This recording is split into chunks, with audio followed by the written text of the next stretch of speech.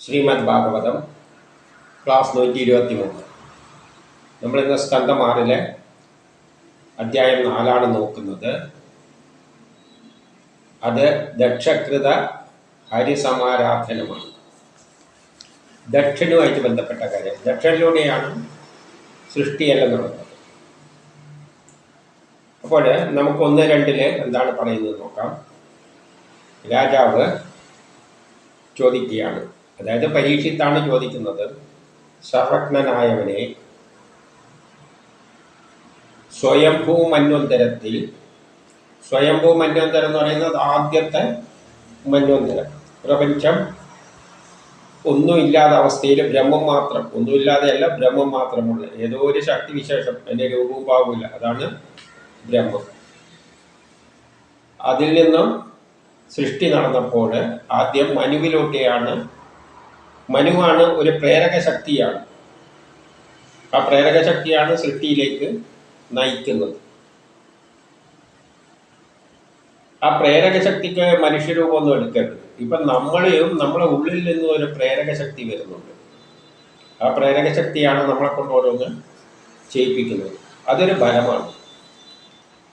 അത്തരത്തിലുള്ള ഒരു പ്രേരക ശക്തിയാണ്, ആദ്യത്തെ പ്രേരക ശക്തിയാണ് മനു. അപ്പം സ്വയംഭൂ മന്വന്തരത്തിൽ ദേവന്മാർ, അസുരന്മാർ, മനുഷ്യർ, നാഗങ്ങൾ, മൃഗങ്ങൾ, പക്ഷികളുടെ സൃഷ്ടിക്രമം, അവയുടെ പക്ഷിക്രമെല്ലാം ചുരുക്കിയിട്ട് പറഞ്ഞു തന്നു എന്ന് പറയുകയാണ് പരീക്ഷിത്ത്. മുമ്പ് പറഞ്ഞു തന്നു, ഈ ഇതെല്ലാം ഉണ്ടായതൊന്ന് ചുരുക്കി പറഞ്ഞു തന്നു. അതിൻ്റെ വളർച്ചയെപ്പറ്റി. പക്ഷെ അത് എങ്ങനെയാണ് വളർന്നു വന്നത് എന്നുള്ളത് വളരെ വിസ്തരിച്ച് അറിയുവാൻ ആഗ്രഹമുണ്ട്. സർവജ്ഞനായ സർവേശ്വരൻ ആ സൃഷ്ടിയെ യാതൊരു ശക്തി കൊണ്ട് നിർവഹിച്ചു. അപ്പം ആദ്യമുണ്ടായിരുന്ന ബ്രഹ്മം ഏതൊരു ശക്തി കൊണ്ട്, അപ്പോൾ ഒരു പ്ലാൻ ഉണ്ടാക്കി. ആ പ്ലാനിൽ നിന്നുള്ള പ്രേരക ശക്തിയാണ് സൃഷ്ടി പിന്നെ മുന്നോട്ടേക്ക് കൊണ്ടുപോയത്. ഏതൊരു ശക്തി കൊണ്ട്, അപ്പോൾ അതൊരു ശക്തിയാണ്, ഒരു ഫോഴ്സാണ്, ഒരു ബലമാണ്.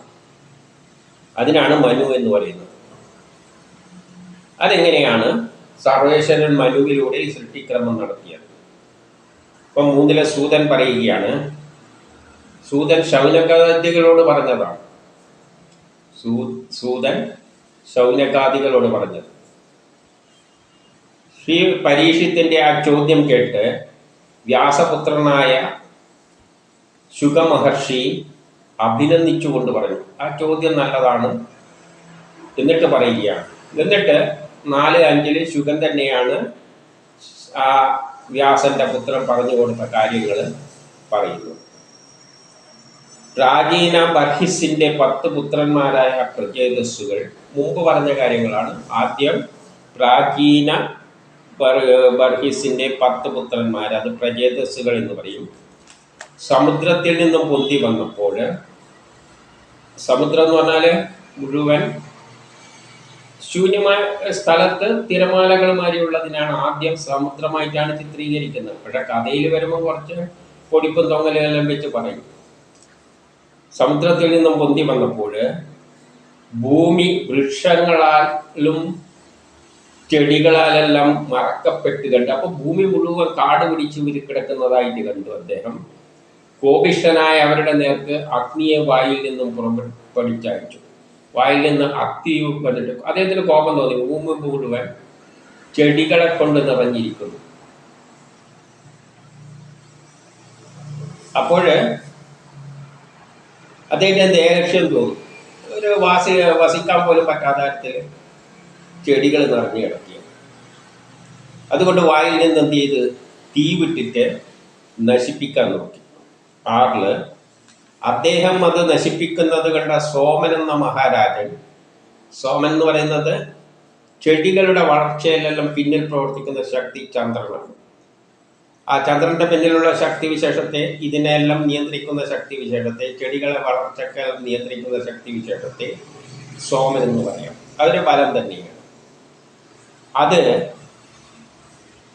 ഇവരവരുടെ ദേഷ്യം നശിപ്പിക്കുവാൻ കൊണ്ട് അവരുടെ ഈ ദേഷ്യം കൊണ്ടാണല്ലോ ഇത് മുഴുവൻ കരിച്ചു കളയുന്നത്.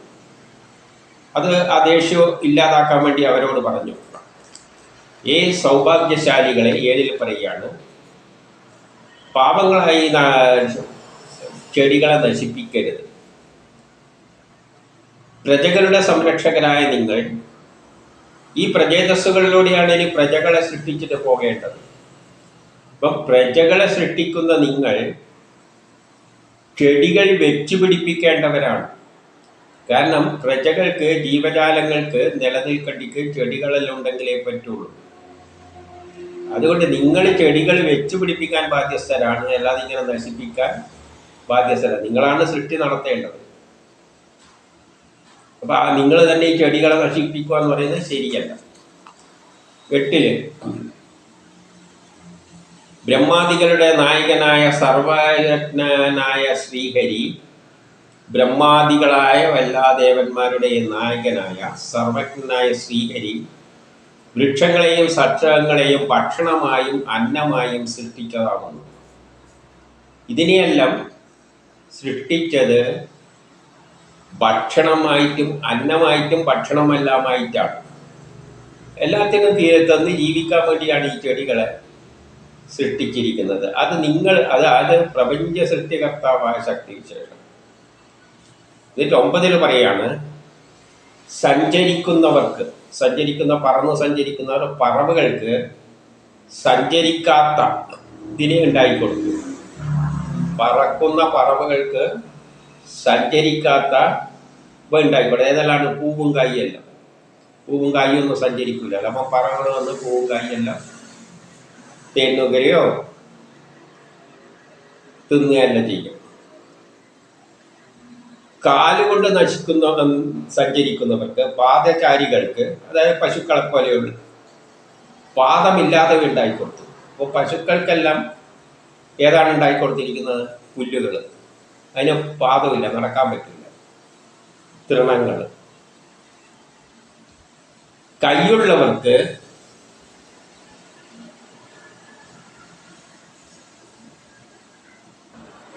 വ്യാഘ്രങ്ങളെ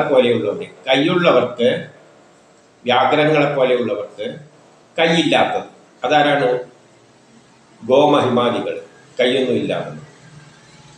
ഇനി 2 കാലുള്ളവർക്ക്, 2 കാലുള്ള ആരാണ്? പ്രധാനം മനുഷ്യർ തന്നെയാണ്. അവർക്ക് 4 കാലികളും ആഹാരമാണ്.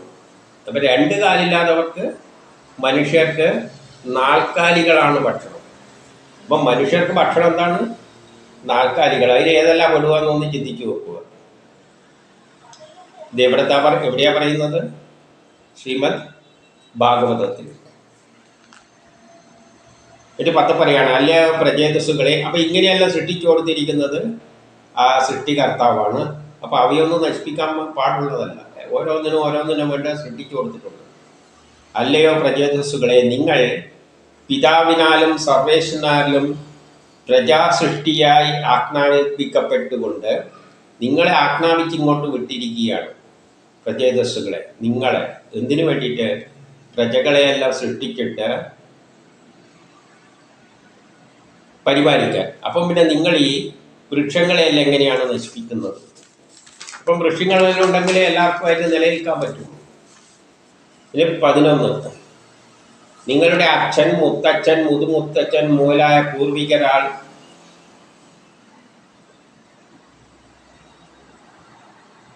അപ്പോൾ ഇവരുടെ മുത്തച്ഛന്മാരും അച്ഛനും അച്ഛൻ്റെ അച്ഛനും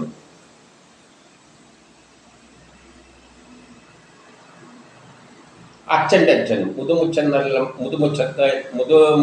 എന്ന് പറയുന്നവരെല്ലാം, ഇപ്പം നിങ്ങളുടെ പൂർവികന്മാർ എന്ന് പറയുന്നവരെയല്ല, ഈ പ്രസിദ്ധന്മാരായ പൂർവികരെല്ലാം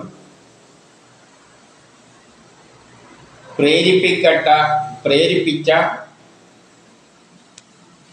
സന്മാർഗത്തെ, ഇപ്പം നിങ്ങളുടെ അച്ഛനും അച്ഛൻ്റെ അച്ഛനും എല്ലാം, അച്ഛനും മുത്തച്ഛൻ്റെ അച്ഛനും എല്ലാം അവർ പ്രചരിപ്പിച്ചത് സന്മാർഗമാണ്, സ്വീകരിച്ചത് സന്മാർഗമാണ്.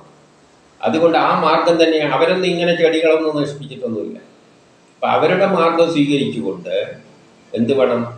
നിങ്ങളെ ഈ ദ്വേഷത്തെ അടക്കി നിർത്തണം.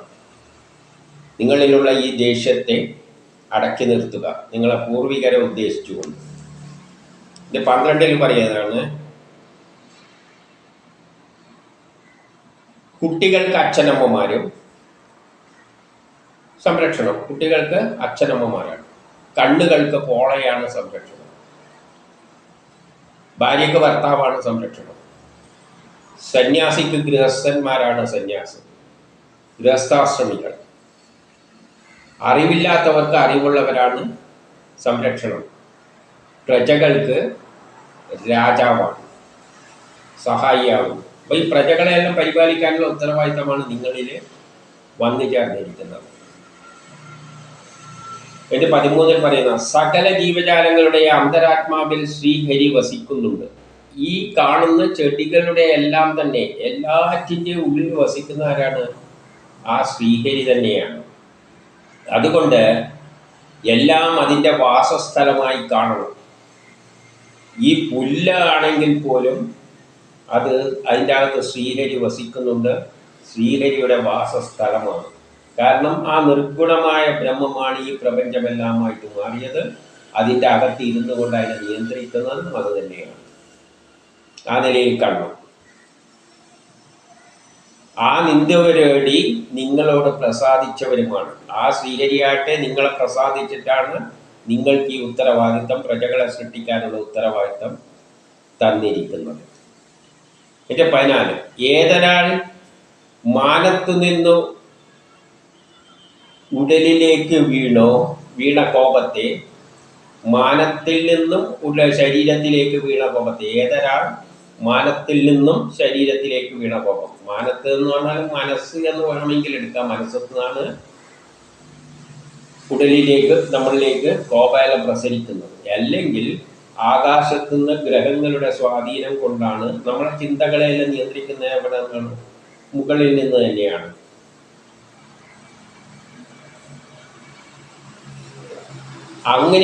അങ്ങനെ മാനത്ത് നിന്ന് നമ്മളെ ശരീരത്തിലേക്ക് വന്നു ചേരുന്ന കോപത്തെ തൻ്റെ ഇടം കൊണ്ട് ഒതുക്കി നിർത്തുന്നുവോ? നമ്മളെ തൻ്റെ ഇടം കൊണ്ട് അതിനെ അടക്കി നിർത്തണം. ഈ കോപമെല്ലാം കാണുമ്പോൾ, പെട്ടെന്ന് സസ്യങ്ങളെല്ലാം കാണുമ്പോൾ കോപം വരുമ്പോൾ അത് അടക്കി നിർത്തണം. എന്നിട്ട് ആ പ്രാകൃത ഗുണങ്ങളെ അങ്ങനെ കീഴടക്കണം. പ്രാകൃതമായ സ്വഭാവമാണ് ഏത്? ഈ പെട്ടെന്ന് ദേഷ്യം വരുവല്ല. ചിന്തിക്കണം, കാര്യങ്ങൾ ചിന്തിച്ചിട്ട് വേണം ചെയ്യുവാൻ. അതുകൊണ്ട് പ്രാകൃത ഗുണങ്ങളെ കീഴടക്കണം. എന്നിട്ട് പാഠ്യം പറയാണ്, പ്രതികാരം ചെയ്യാതെ. അപ്പം എന്ത് വേണം? പ്രതികാരം ഒന്നും ചെയ്ത് അങ്ങ് മതിയാക്കുക. വെന്തുപോയ മരങ്ങളെ നോക്കുക, അവിടെ നിർത്തുക, മതിയാക്കുക. ഇപ്പം കുറേ വെന്ത് കഴിഞ്ഞു, അവിടെ നിർത്തുക. അവശേഷിച്ച്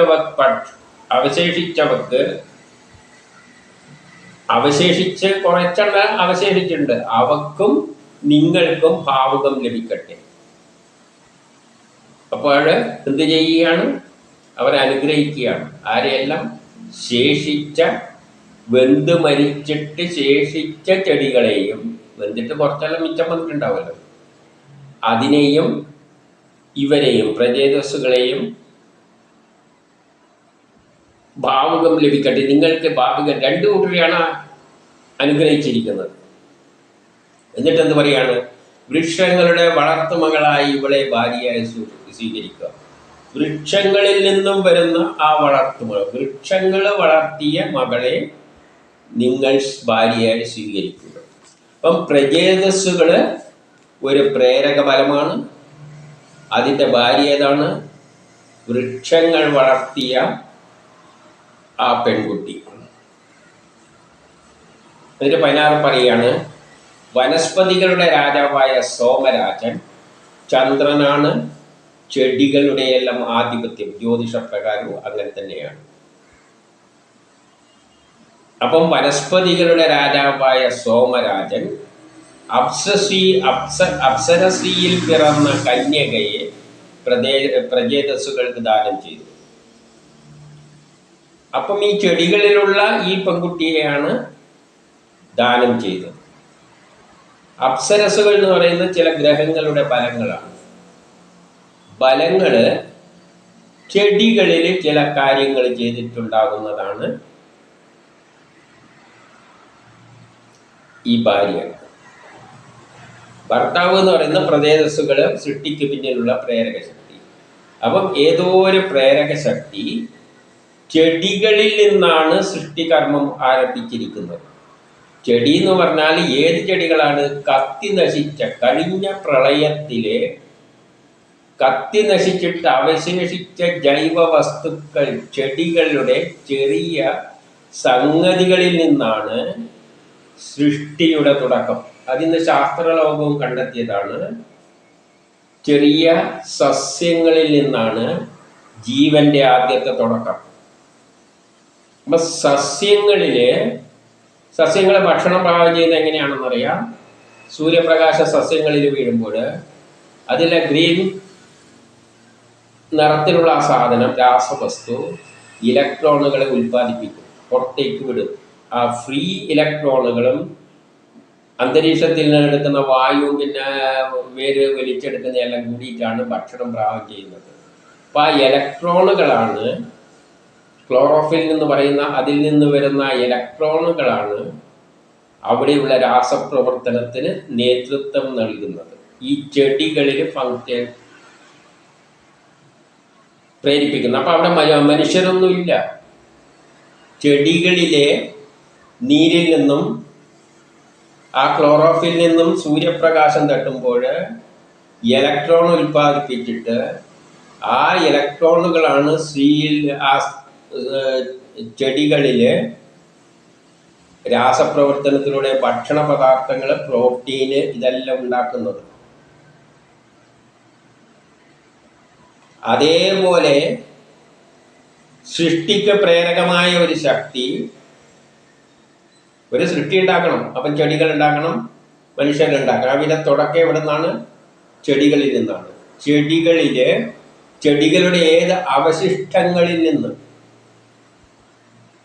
നമ്മൾ ഇന്ന് ശാസ്ത്രലോകം കണ്ടെത്തിയിട്ടുണ്ട്, ചെടികളിലുള്ള തുണ്ടിൽ നിന്ന് നമ്മൾ ടിഷ്യൂ കൾച്ചർ വാഴയിൽ ഉണ്ടാക്കിയെടുക്കുന്നുണ്ട്.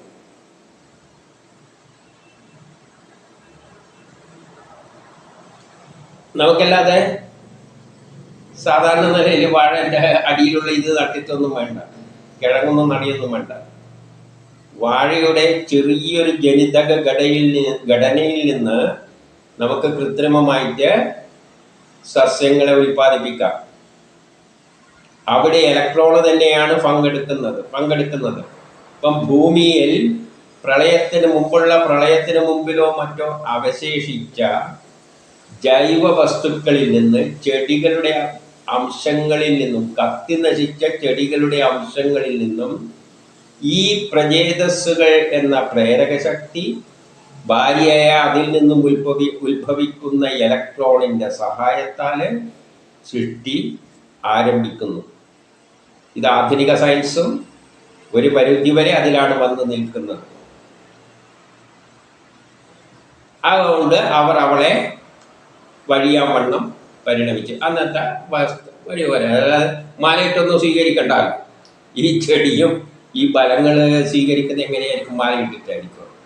പക്ഷെ അതിൻ്റെതായ മാലയുണ്ട്. എന്തെന്ന്? ഓർബിറ്റ് ദക്ഷൻ എന്ന് പറയുന്ന ദക്ഷ പ്രജാപതി. ഓർബിറ്റുകൾക്കാണ് ഏറ്റവും പുറത്ത് ഔട്ടർ മോസ്റ്റ് ഓർബിറ്റിനാണ് പറയുന്നത് ദക്ഷ പ്രജാപതി. അതിലൂടെയാണ് ജനിതക ഘടന ആദ്യം. ആ ഓർബിറ്റുകളാണ് എല്ലാ സൃഷ്ടിക്ക് പിന്നിലുമുള്ളത്. ആറ്റങ്ങളുടെ ജനിതക ഔട്ടർ മോസ്റ്റ് ഓർബിറ്റ് ദക്ഷൻ, ആ ഓർബിറ്റിലാണ് അതിൻ്റെ ഇലക്ട്രോണാണ് പാർവതി സതി എന്നെല്ലാം പറയുന്നത്. അതിൽ നിന്നാണ് രാസപ്രവർത്തനങ്ങളുടെ തുടക്കം. അതും ഏതിലുള്ളത്? ഭൂമിയിൽ കത്തി നശിച്ച് അവശേഷിച്ച ചില സസ്യങ്ങളുടെ ചെറിയ അംശങ്ങളിൽ നിന്നും. ആദ്യത്തെ സൃഷ്ടി അതിൽ നിന്ന്. എൻ്റെ 17 പറയുന്നു, പ്രചേതസ്സുകളിൽ നിന്ന് അവളിൽ പ്രചേതൻസൻ എന്ന ദക്ഷപ്രജാപതി സംഭവിച്ചു പോലും എന്നാണ് പറഞ്ഞിരിക്കുന്നത്. അങ്ങനെയാണ് ദക്ഷപ്രജാപതി ഉണ്ടായത്. ആദ്യത്തെ ആറ്റത്തിൻ്റെ ആ ആറ്റത്തിന്റെ അതിൽ പങ്കെടുത്ത അവശേഷിച്ച വസ്തുക്കളുടെ ആറ്റങ്ങളിലെ ദക്ഷ പ്രജാപതി ഔട്ടർ മോസ്റ്റ് ഓർബിറ്റിലാണ് സൃഷ്ടിയുടെ ആരംഭം. അതിൽ നിന്നാണ് ആ ഔട്ടർ മോസ്റ്റ് ഓർബിറ്റ് വന്നു. ആ ദക്ഷം വന്നു കഴിഞ്ഞാൽ പിന്നെ ദക്ഷനിലൂടെയായിരിക്കും ആറ്റങ്ങളുടെ ഔട്ടർ മോസ്റ്റ് ഓർബിറ്റ് ആയിരിക്കും പിന്നെ കൂടിച്ചേർന്നിട്ട് പുതിയ വസ്തുക്കളായിട്ട് രൂപാന്തരം പ്രാപിക്കുന്നത്. അപ്പൊ ആദ്യം ഉണ്ടായത് ദക്ഷ പ്രജാപതി, അതിനെ പ്രജേതനൻ എന്ന് പറയും. പക്ഷേ ദക്ഷ പ്രജാപതി എന്നാണ് പിന്നീട് പറയുക. അവന്റെ സന്താന പരമ്പരയിലൂടെയാണ് 3 ലോകങ്ങളും നിറഞ്ഞത്. അപ്പൊ 3 ലോകവും നിറഞ്ഞത് ഈ ആറ്റങ്ങളിലൂടെയാണ്.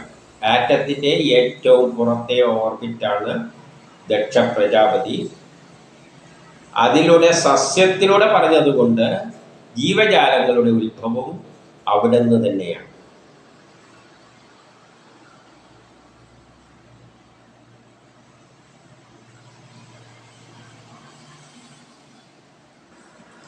പുത്രികളിൽ 18ാമത്തെ പുത്രികളിൽ വാത്സല്യമുണ്ടായിരുന്ന ദക്ഷ പ്രജാപതി. അപ്പം ദക്ഷ പ്രജാപതി എന്ന ആ ഓർബിറ്റുകളാണ് പിന്നെ ആറ്റങ്ങളുമായിട്ട് കൂടിച്ചേർന്ന് പല ജീവജാലങ്ങളായിട്ട് മാറുന്നതെന്ന് പറഞ്ഞു. അപ്പോൾ അവർക്ക് പുത്രികളിൽ വാത്സല്യം ഉള്ളത് കൊണ്ട് ശുക്ര ശോണിത മിശ്രിതം കൊണ്ട് ആ ദക്ഷ പ്രജാപതി ശുക്ല ശോണിത മിശ്രിതം കൊണ്ട് മനസ്സുകൊണ്ടും ജീവികളെ സൃഷ്ടിച്ചു. മനസ്സെന്ന് പറഞ്ഞാൽ ഒരു പ്രേരക ശക്തി, മനസ്സിൽ നിന്നാണ് പ്രേരക ശക്തി. അപ്പോൾ ഈ ദക്ഷിണി ഓർബിറ്റിൽ ഒരു പ്രേരക ശക്തിയും കൂടി ചേർന്നിട്ട് ശുക്ല ശോണിതങ്ങൾ, അതായത് എല്ലാം ദ്വയമായിട്ടാണ് സൃഷ്ടി നടക്കുന്നത്. ആറ്റത്തിൽ തന്നെ ദ്വയമുണ്ട്, പോസിറ്റീവ് അയോണും നെഗറ്റീവ് അയോണും. ആ ശുക്ല ശോണിതങ്ങൾ കൂടിച്ചേർന്നുകൊണ്ട് മനസ്സുകൊണ്ട് ജീവികളെ സൃഷ്ടിച്ചു. അപ്പൊ ആദ്യം ജീവജാലങ്ങളിൽ നിന്നല്ല ഉണ്ടായിരിക്കുന്നത്, മനസ്സുകൊണ്ടൊരു പ്രേരക ശക്തി ആറ്റങ്ങളിലെ ഔട്ടർ മോസ്റ്റ് ഓർബിറ്റിൽ, അതായത് ദക്ഷ പ്രജാപതിയോട് ഇൻവോൾവ് ആയിക്കൊണ്ട് പലതരം കൂടിച്ചേരലുകൾ ചേർന്നിട്ടാണ് പ്രപഞ്ചം മുഴുവൻ 3 ലോകവും സൃഷ്ടിച്ചത്. ഇനി അതെങ്ങനെയെന്ന് ശ്രദ്ധയോടെ കേട്ടുകൊള്ളുക. 19. ദക്ഷ പ്രജാപതി ആദ്യം ആകാശം, ഭൂമി, ജലം എന്നിവിടങ്ങളിൽ വസിക്കുന്ന ദേവന്മാർ, അസുരന്മാർ, മനുഷ്യർ മുതലായവരെ മനസ്സങ്കല്പം കൊണ്ട് തന്നെ സൃഷ്ടിച്ചു. അപ്പൊ ആദ്യം മനസ്സങ്കല്പം. അപ്പൊ ആദ്യത്തെ സൃഷ്ടി മനസ്സിന്റെ പ്രേരണയാണ്. മനസ്സ് എന്ന് പറയുന്നത്, നമ്മുടെ മനസ്സ് എന്ന് പറയുന്നത് നമ്മൾ ഉണ്ടാക്കിയെടുക്കുന്നതല്ല, മനസ്സിൽ ചിന്തകൾ ഇങ്ങോട്ട് വരുന്നതാണ്. അതാണ് നമ്മൾ ശ്രദ്ധിക്കേണ്ടത്. നമ്മളൊരു കർമ്മം ചെയ്യുമ്പോൾ എനിക്ക് മനസ്സ് തോന്നി എന്ന് പറയുന്നത്, ഈ മനസ്സിൽ തോന്നൽ നമ്മൾ ഉണ്ടാക്കിയെടുക്കുന്നതല്ല, നമുക്കത് പറ്റില്ല, നമ്മിലേക്ക് വരുന്നതാണ്. അല്ലാതെ നമ്മളാണ് ഉണ്ടാക്കിയെടുക്കുന്നത്. നമുക്ക് തീരുമാനിക്കാം, നാളെ 10 മണിക്ക് ഇന്നത് ചിന്തിക്കും, 10:02 ഇന്നത് ചിന്തിക്കും, 10:03 ഇന്നത് ചിന്തിക്കും എന്നൊന്നും നമുക്ക് തീരുമാനിക്കാൻ പറ്റില്ല. ഓരോ സമയം നമുക്ക് ഓരോന്ന് തോന്നും, അതിനനുസരിച്ച് നമ്മൾ ചെയ്യും. അല്ലാതെ മുൻകൂട്ടി എഴുതി വെച്ചിട്ട് നമ്മൾ ചെയ്യുന്നതാണ് ഡയറിയിൽ എഴുതി വെക്കുന്നത്. ഇപ്പം നമ്മളെ മനസ്സിൽ ഓരോന്നും മുൻകൂട്ടി വരും. ശരി, 15-ാം തീയതി ഒരു സിനിമക്ക് പോയി കളയാമെന്ന് തോന്നിക്കഴിഞ്ഞാൽ നമ്മളെ മനസ്സാണ് നമ്മളിലേക്ക് 15-ാം തീയതി എന്നത് കയറ്റി വരുത്തിയത്, ആ ചിന്ത. ഇപ്പം എല്ലാം നമ്മളെ മനസ്സിലേക്ക് വരുന്ന ഒരു ബലമാണ്. അങ്ങനെ ചില ഗ്രഹങ്ങളിലൂടെയാണ് അത് സംഭവിക്കുന്നത്. നമ്മുടെ കണ്ണും കാണിയും കേൾക്കുകയെല്ലാം ചെയ്യുമ്പോൾ നാഡികളിലൂടെയെല്ലാം, നാഡികളെ നിയന്ത്രിക്കുന്ന ഗ്രഹങ്ങളാണ്. അതിലൂടെ നമ്മിൽ ചില ചിന്തകൾ ഉണർത്തുന്നുണ്ട്. ആ ചിന്തകളാണ് നമ്മളെ കർമ്മത്തിലേക്ക് പ്രേരിപ്പിക്കുന്നത്. അപ്പം മനസ്സങ്കല്പം കൊണ്ട് ആദ്യം എന്തെല്ലാം സൃഷ്ടിച്ച ഈ പ്രപഞ്ചത്തിലെ ജീവജാലങ്ങളിൽ ആദ്യം സൃഷ്ടിച്ചത് ദേവന്മാർ, അസുരന്മാർ, മനുഷ്യന്മാർ മുതലായവരാണ് എന്ന് പറഞ്ഞാൽ ദേവന്മാരെയും മനുഷ്യന്മാരെയെല്ലാം ചില ബലങ്ങളായിട്ട് തന്നെ കാണാം. ദേവന്മാരെ അസുരന്മാരെയെല്ലാം ബലങ്ങളായിട്ട് കാണാം. മനുഷ്യരെന്നതിനെ മനുഷ്യരെ സൃഷ്ടിക്കാൻ ഉള്ള ആ പ്രേരക ശക്തിയായിട്ട് കാണുന്നു. എന്നിട്ട് 20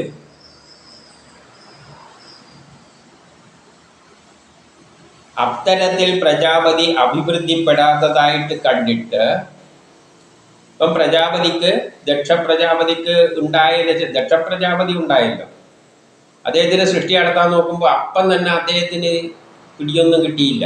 ആദ്യം സൃഷ്ടി നടത്താൻ എങ്ങനെ സൃഷ്ടി നടത്തണമെന്നൊന്നും അദ്ദേഹത്തിന് പിടിയില്ല.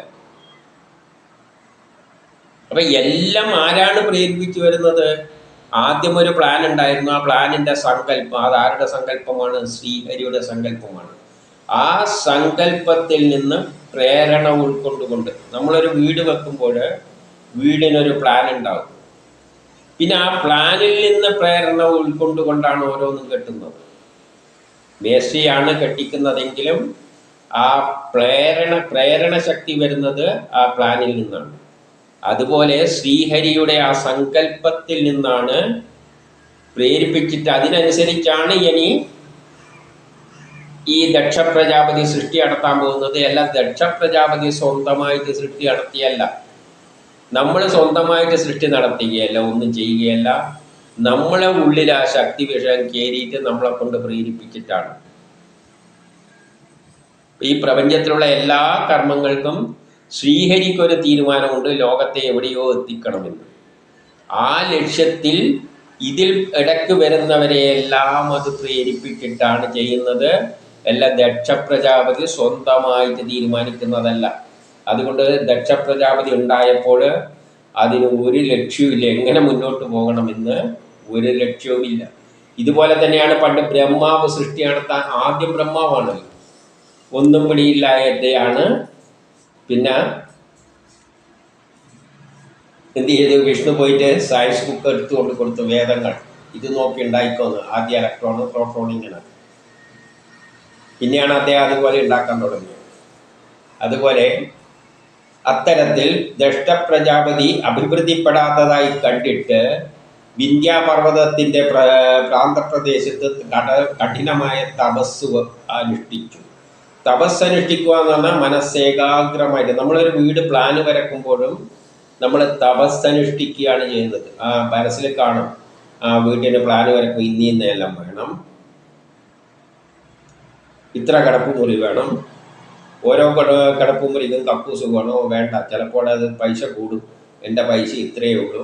അപ്പം ഇങ്ങനെ മനസ്സിന്ന് പ്ലാൻ ചെയ്ത് ഏകാഗ്രമായി അത് തന്നെ ചിന്തിക്കുന്നതിനാണ് തപസ് എന്ന് പറയുന്നത്. അപ്പം ഇയാളും ഈ ദക്ഷപ്രജാപതിയും തപസ് ആരംഭിച്ചു. 21 പറയുകയാണ്, അവിടെ അധമർഷണം എന്ന പാപവിനാശവും വിശിഷ്ടവുമായ തീർത്ഥജലത്തെ ത്രിസർഗകൾ തോറും ആചമനം ചെയ്ത് ശ്രീഹരിയെ പ്രസാദിപ്പിച്ചു. അദ്ദേഹം ശ്രീഹരിയെ പ്രസാദിപ്പിക്കാൻ ശ്രമിക്കുകയാണ്. കാരണം അദ്ദേഹം നിർദ്ദേശിക്കുന്ന വഴിയിലൂടെയാണ്. ഇനി നമ്മളൊരു സ്ഥാപനത്തിൽ ചെന്ന് കഴിഞ്ഞാൽ നമ്മൾ എന്തെങ്കിലും ചെയ്യേണ്ടെങ്കിൽ അതിൻ്റെ തലവനാരാണോ അവരോട് ചോദിച്ചിട്ടാണ് ചെയ്യുക. അതുപോലെ തന്നെ അല്ലാതെ സ്വന്തമായിട്ടൊന്നും അറിയാതെ ഒന്നും ചെയ്യാൻ പറ്റില്ല. അപ്പോൾ 23 പറയുകയാണ്, നിത്യപരിപൂർണ ശക്തിയായ ഗുണത്രയ രൂപമായി നിത്യപരിപൂർണനായിരിക്കുന്ന ശക്തിയാണ്. എല്ലാ ഗുണത്രയങ്ങളും അദ്ദേഹത്തിൽ നിന്നാണ് ഈ രൂപം പ്രാപിച്ചു വന്നിരിക്കുന്നത്. ഗുണത്രയങ്ങൾ ജീവാത്മാവിൻ്റെ മായാശക്തിയുടെ നിയന്താവായ ജീവനെയും ജീവാത്മാവിനെയും അല്ലെങ്കിലും അതിൻ്റെ മായാശക്തിയെയും, ഈ പ്രപഞ്ചം ഉണ്ടാകുമ്പോഴും മായയാലാണ്, ആ മായാശക്തിയുടെ നിയന്താവായ അദ്ദേഹം മായാഗുണങ്ങൾ യാഥാർത്ഥ്യമായി കരുതുന്ന ജീവന്മാർക്ക്, അപ്പോൾ ഇനി ഉണ്ടാകുന്നവരെല്ലാം ഈ ഗുണങ്ങളെല്ലാം മായയാൽ ഉണ്ടാക്കുന്ന വസ്തുക്കളുടെ ഗുണങ്ങളെല്ലാം മനസ്സിലാക്കിയവരാണ്. അത് വെളുത്തതാണ്, ഇത് കറുത്തതാണ്, ഇതെല്ലാം ഗുണങ്ങൾ. ഓരോ വസ്താത്ത ചക്കയാണ്, ഇത് മങ്ങയാണ് എന്നെല്ലാം തോന്നുന്നതാണ് ഇതിൻ്റെ ഗുണങ്ങൾ. ഇത് ഉരുണ്ടിരിക്കുന്നു, ഇത് നീണ്ടിരിക്കുന്നു. അപ്പം അങ്ങനെ ജീവജാലങ്ങളെല്ലാം പ്രജാപതി തൊട്ടിട്ടുള്ളവർ, അല്ല ദക്ഷ പ്രജാപതി തൊട്ടുള്ളവരെല്ലാം തന്നെ ഇനി മായയിൽ കടന്നിട്ടാണ് സൃഷ്ടി നടത്താൻ പോകുന്നത്. അപ്പോൾ അവർക്കെല്ലാം മായയാലും മായാശക്തിയാലും ജീവന്റെ ശക്തിയാലും നിയന്താവായ ആ ശക്തി വിശേഷം മായാഗുണങ്ങൾ യാഥാർത്ഥ്യമായി കരുതുന്ന ജീവജാലങ്ങൾ, അത് ഇനി ഉണ്ടാകുന്ന ജീവജാലങ്ങളെല്ലാം മായയിൽ ഉണ്ടാകുന്ന വസ്തുക്കളുടെ എല്ലാം നിറങ്ങൾ സ്വഭാവങ്ങളെല്ലാം യാഥാർത്ഥ്യമായി കരുതുന്നവരാണ്. അത് സാക്ഷാത്കരിക്കപ്പെട്ടവരാണ്. ആ ഒരു ഗുണത്തോടു കൂടിയാണ് അവരുണ്ടായിരിക്കുന്നത്.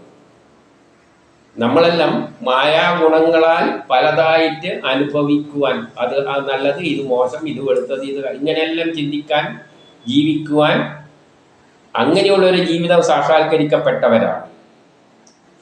ആ സ്വരൂപമായി ആരാണ് മാറിയത്? ആ ശ്രീഹരി തന്നെയാണ് ആ സ്വരൂപനായിട്ട് വന്നിരിക്കുന്നത്. ഇങ്ങനെയുള്ള മായയിൽ കിടന്ന് കളിക്കുന്ന സ്വരൂപമായി വന്നതും, മായയിൽ കളിക്കുന്ന സ്വരൂപം നമ്മളുമാണ്, പ്രജാപതിയാണ്, എല്ലാം അത് തന്നെയാണ്. ആ നിർഗുണമായ ബ്രഹ്മം തന്നെയാണ് ഇതെല്ലാമായിട്ട് മാറിയത്.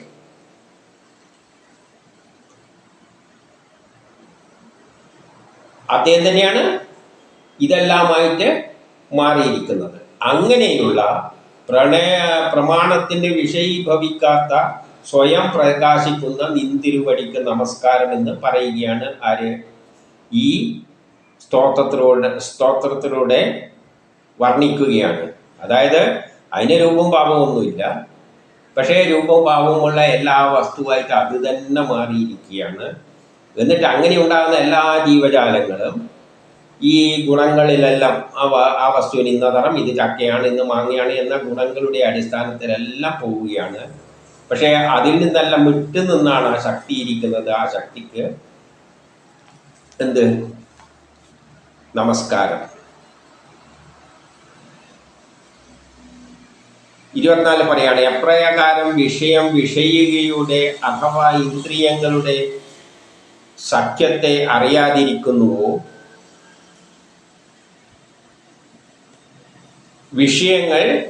വിഷയങ്ങളുടെ അഥവാ ഇന്ദ്രിയങ്ങളുടെ സഖ്യത്തെ അറിയാതിരിക്കുന്നുവോ, അതുപോലെ ജീവനാകുന്ന സഖാവ് ദേഹത്തിൽ വസിച്ച് അവിടെ വസിക്കുന്ന പരമാത്മാവിനെ അറിയാതിരിക്കുന്നുവോ, ആ സർവേശ്വരന് നമസ്കാരം. അപ്പോൾ ആ സർവേശ്വരൻ നമ്മളെ ഉള്ളിലിരുന്നു കൊണ്ട് നമ്മളെ കൊണ്ട് കർമ്മം ചെയ്യിപ്പിക്കുന്നത് നമുക്കറിയുന്നില്ല. അപ്പം നമ്മളറിയാതെ നമ്മളെ ഉള്ളിൽ കിടക്കുന്ന ആ സർവേശ്വരന് നമസ്കാരം. അതേമാതിരി വിഷയങ്ങളെ എപ്രകാരം വിഷയങ്ങളുടെ അഥവാ ഇന്ദ്രിയങ്ങളുടെ സഖ്യത്തെ അറിയാതിരിക്കുന്നുവോ, യഥാർത്ഥ സംഗതി ഈ നമ്മളൊരു സാധനത്തെ കാണുമ്പോൾ നമ്മുടെ കണ്ണുകൾ, ഇന്ദ്രിയങ്ങൾ അതിന് ഇന്ന നിറമെന്ന് പറയുന്നുണ്ട്. യഥാർത്ഥത്തിൽ അതിന് നിറമുണ്ടോ എന്ന് ചോദിച്ചു കഴിഞ്ഞാൽ ഒരു നിറവും ഉണ്ടാവില്ല. പക്ഷെ ആ കണ്ണാണ് നമ്മളോട് അത് കറുത്ത നിറാണ്, പച്ച നിറാണ് എന്നെല്ലാം പറയുന്നത്. യഥാർത്ഥത്തിൽ ആ വസ്തുവിന് നിറമുണ്ടോ എന്ന് ചോദിച്ചു കഴിഞ്ഞാൽ സൂര്യനിൽ നിന്ന് വരുന്ന വെളിച്ചങ്ങൾ അതിനകത്ത് തട്ടിയിട്ട് അബ്സോർബ് ചെയ്തിട്ടാണ്. അതുകൊണ്ടാണ് നമ്മൾ ചെറിയ ക്ലാസ് പഠിച്ചിട്ടില്ലേ, ഒരു ചുവപ്പ് പെയിന്റ് അടിച്ച വസ്തുവാണെങ്കിൽ ചുവപ്പായി തോന്നും, പച്ചയാണ് പച്ചയായിട്ട് തോന്നും. കാരണം ബാക്കി നിറം എല്ലാം അതിൻ്റെ അകത്ത് വരുന്നുണ്ട്, കുറേ അത് അബ്സോർബ് ചെയ്യും. ഇത് ഏതാണോ പുറത്തേക്ക് വിടുന്നത് അതാണ് അതിൻ്റെ നിറമായിട്ട് തോന്നുന്നത്. യഥാർത്ഥത്തിൽ ഇതിൽ നിന്ന് അബ്സോർബ് ചെയ്ത് പുറത്തു വരുന്ന നിറമാണ് നമ്മൾ കാണുന്നത്. അതതിൻ്റെ സർഫസിൻ്റെ ഒരു പ്രത്യേകതയാണ്. അപ്പം യഥാർത്ഥ സത്യത്തെ നമുക്ക് മനസ്സിലാക്കാൻ പറ്റുന്നില്ല. അതുപോലെ ജീവന്റെ നമ്മുടെ ഈ പ്രവർത്തനത്തിനെല്ലാം പിന്നിലൊരു ശക്തിയുണ്ട്, നമ്മൾ ഉള്ളിലിരുന്ന് ചെയ്യിപ്പിക്കുന്ന. ആ പരമാത്മാവിനെ അറിയുന്നില്ല. ആ പരമാത്മാവിനാണ് ആര്? ദക്ഷ പ്രജാപതി നമസ്കാരം പറയുന്നത്, ആ സർവേശ്വരന്. അതായത് ആ ബ്രഹ്മത്തിനാണ്, ശ്രീഹരിക്കാണ്, പ്രപഞ്ചം ഉണ്ടാകുന്നതിന് മുമ്പിലുള്ള ആ ശക്തിക്കാണ് നമസ്കാരം പറയുന്നത്. അദ്ദേഹത്തെയാണ് പുകഴ്ത്തിക്കൊണ്ട് പറയുന്നത്. 25 ശരീരം, പ്രാണശക്തികൾ, ഇന്ദ്രിയങ്ങൾ, അന്ധക്കരണ വൃത്തികൾ, അവയുടെ തന്മാത്രകൾ എന്നിവ സ്വരൂപത്തെയും അതിൽ നിന്ന് ഉത്ഭവിക്കുന്ന ഇന്ദ്രിയ വർഗത്തെയും അവക്കുപരിയായ ദേവതാ വർഗത്തെയും അറിയുന്നില്ല. അപ്പം നമുക്കൊന്നും ഇതിനെയൊന്നും അറിയാൻ പറ്റില്ല. ശരീരം, പ്രാണശക്തികൾ, ഇന്ദ്രിയങ്ങൾ, തന്മാത്രകൾ എന്നീ സ്വരൂപത്തെയും അതിനെല്ലാം ഉണ്ടാകുന്ന ആ സ്വരൂപത്തിന് കാരണഭൂതമായ ശക്തിയെ, അതിൽ നിന്ന് വ്യത്യസ്തമായ ആ ശക്തിയെ, ആ ശക്തിയാണ് ഈ ശരീരവും ജീവനും ഇതെല്ലായിട്ട് മാറിയത്. അവക്കും ഉപരിയായ ദേവതാവർഗത്തെയും അറിയുന്നില്ല. അപ്പൊ നമുക്ക് നമ്മുടെ ശരീരം കാണുന്നത് ഇന്ദ്രിയങ്ങൾ പറഞ്ഞു തരുന്നത് മാത്രമേ മനസ്സിലാവുന്നുള്ളൂ. പക്ഷെ ഈ ഇന്ദ്രിയങ്ങൾക്ക് പുറത്തും കുറയുണ്ട്. ഇത് ഇന്ദ്രിയങ്ങൾ നമ്മളെ ഇങ്ങനെ തോന്നിപ്പിക്കുന്നതാണ്. ഉദാഹരണമായിട്ട് നമ്മളെ ഈ ശരീര ആറ്റങ്ങളെ കൊണ്ട് നിർമ്മിച്ചതാണ്. നമുക്കിത് കട്ടിയായിട്ട് തോന്നുന്നുണ്ട്. പക്ഷെ ഒരു മൈക്രോസ്കോപ്പിലൂടെ ഇതിനെ നോക്കി വിസ്തരിച്ച് എടുക്കുകയാണെങ്കിൽ അവസാനം കാണാൻ പോകുന്നത് കുറേ ആറ്റങ്ങൾ, ഇങ്ങനെ വട്ടത്തിലുള്ള ആറ്റങ്ങൾ ഇങ്ങനെ പിടിപ്പിച്ചതായിട്ടാണ്. അല്ലാതെ ഇതേമാതിരി വിരളുമാരിയൊന്നും തോന്നില്ല. അപ്പൊ ഇതെല്ലാം വളരെ അടുത്തായത് കൊണ്ട് നമ്മളെ കണ്ണ് ഈ രൂപത്തിൽ അതിനെ ആക്കി തീർക്കുന്നതാണ്. പോട്ടെ, അത്ര ഡീറ്റെയിൽ ആയിട്ട് പോകുന്നില്ല.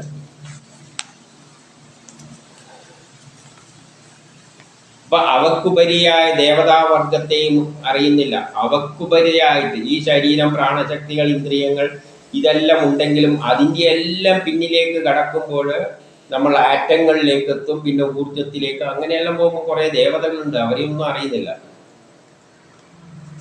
എന്നാൽ ജീവനാകട്ടെ, ജീവാത്മാവാകട്ടെ, നമ്മളിലുള്ള പരമാത്മാവാകട്ടെ ഇതിനെയെല്ലാം അറിയുന്നു. നമ്മളുടെ ഉള്ളിലുള്ള ആ ശക്തിവിശേഷം അതിനെ അറിയുന്നുണ്ട്. ഇവയുടെ മുരടായ പ്രകൃതി ഗുണങ്ങളെ അറിയുന്നു. ഇതിനെയെല്ലാം അറിയാം. അതിൻ്റെ ഫലമായി ഉണ്ടായ ഈ പ്രകൃതി ഗുണങ്ങളെയെല്ലാം അറിയാം.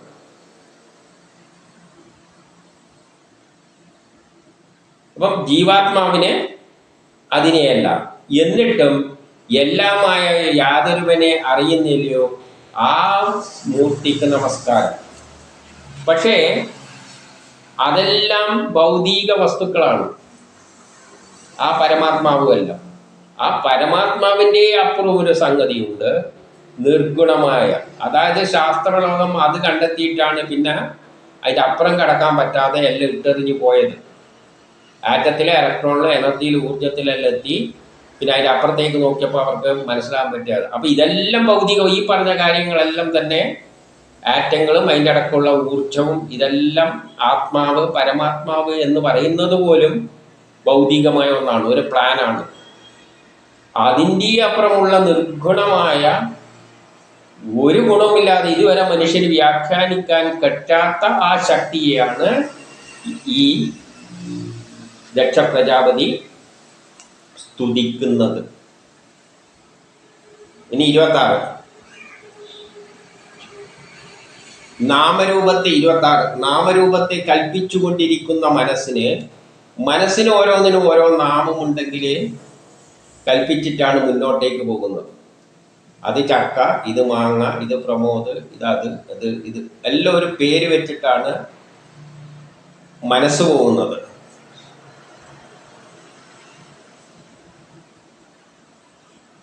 അപ്പം നാമരൂപത്തെ കൽപ്പിച്ചുകൊണ്ടിരിക്കുന്ന മനസ്സിന് ദർശന സ്മരണ നശിക്കുമ്പോൾ സമാധി നില പ്രാപിക്കുന്നു.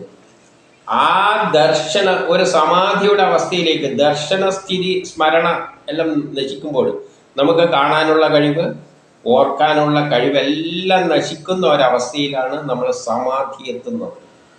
സമാധി എത്തിയാൽ പിന്നെ ഈ ചുറ്റുമുള്ള ഒന്നിനെയും കാണാൻ പോകുന്നില്ല, നമ്മളെ പഞ്ചേന്ദ്രിയങ്ങളൊന്നും വർക്ക് ചെയ്യാൻ പോകുന്നില്ല, നമ്മളെ ബുദ്ധിയും തലച്ചോറും വർക്ക് ചെയ്യില്ല. അപ്പോൾ ഓർമ്മകളും ഉണ്ടാവില്ല. നമ്മളിപ്പോൾ ഒരു വസ്തുവിനെ തിരിച്ചറിയുന്നത് കാണുമ്പോൾ, ഒരു ചക്ക കണ്ട് അത് ചക്കയാണെന്ന് നമുക്ക് ഓർക്കാൻ പറ്റുന്നത് നമ്മളെ മെമ്മറിയിൽ ഇതിന് മുമ്പിൽ റെക്കോർഡ് ചെയ്തിട്ടുണ്ട്. ഈ ഷേപ്പിൽ കാണുന്നതെല്ലാം ചക്കയായിട്ട് ചിന്തിച്ചോളണം. അതാണ് സ്മരണ.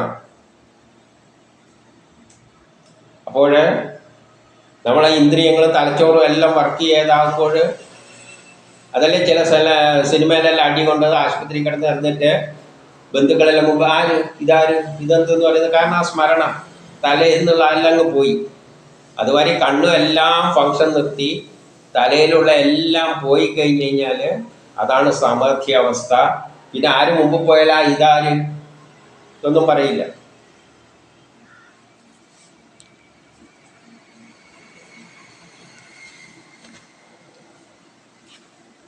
അപ്പോൾ ആ സ്വരൂപ വിജ്ഞാനത്തിലൂടെ വിശുദ്ധ ഹൃദയവാസിയായ നിർമ്മല ആ അപ്പോഴുള്ള ആ അവസ്ഥയിൽ നമ്മുടെ ഹൃദയത്തിൽ വസിക്കുന്ന ആ നിർമ്മല ശക്തി വിശേഷത്തെ, നിർമ്മലനായ പരിശുദ്ധനായ രൂപവും ഭാവമൊന്നുമില്ലാത്ത ആ ശ്രീഹരിക്ക് നമസ്കാരം.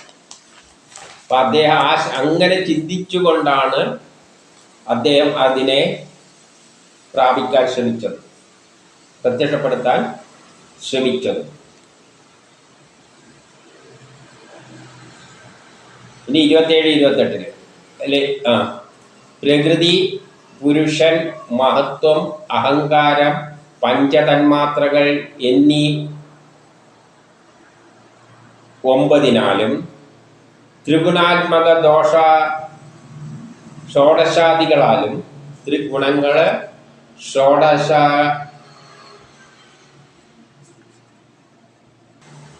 ഷോഡശ വികാരങ്ങളും ഇരിക്കുന്ന മായാവൈഭവത്തിൽ മറഞ്ഞിരിക്കുന്ന നിർമ്മാലാനന്ദ മൂർത്തിക്ക് നമസ്കാരം.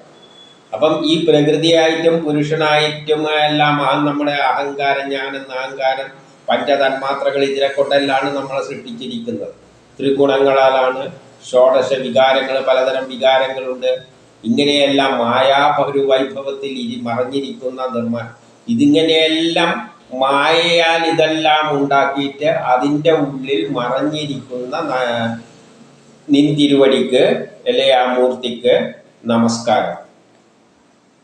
ആ മൂർത്തിയെ അരണിയിലെ അഗ്നിയെ എന്ന പോലെ ജ്ഞാനികൾ വിവേചിച്ചു മനസ്സിലാക്കുന്നു. അരണ് കഴിയുമ്പോൾ അതിൻ്റെ അകത്തുനിന്ന് അഗ്നി വരുന്നുണ്ട്.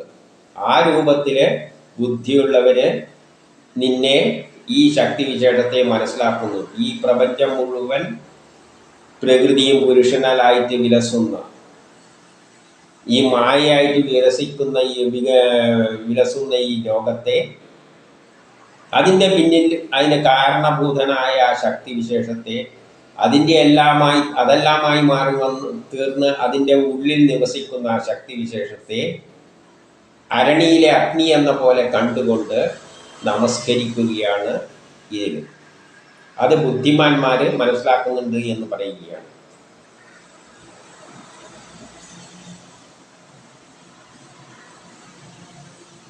ഇനി അതിൽ തന്നെ പറയുകയാണ്, മായയുടെ തിരസ്കാരത്തിലൂടെ ആ മായയെ നമ്മൾ തിരസ്കരിക്കണം.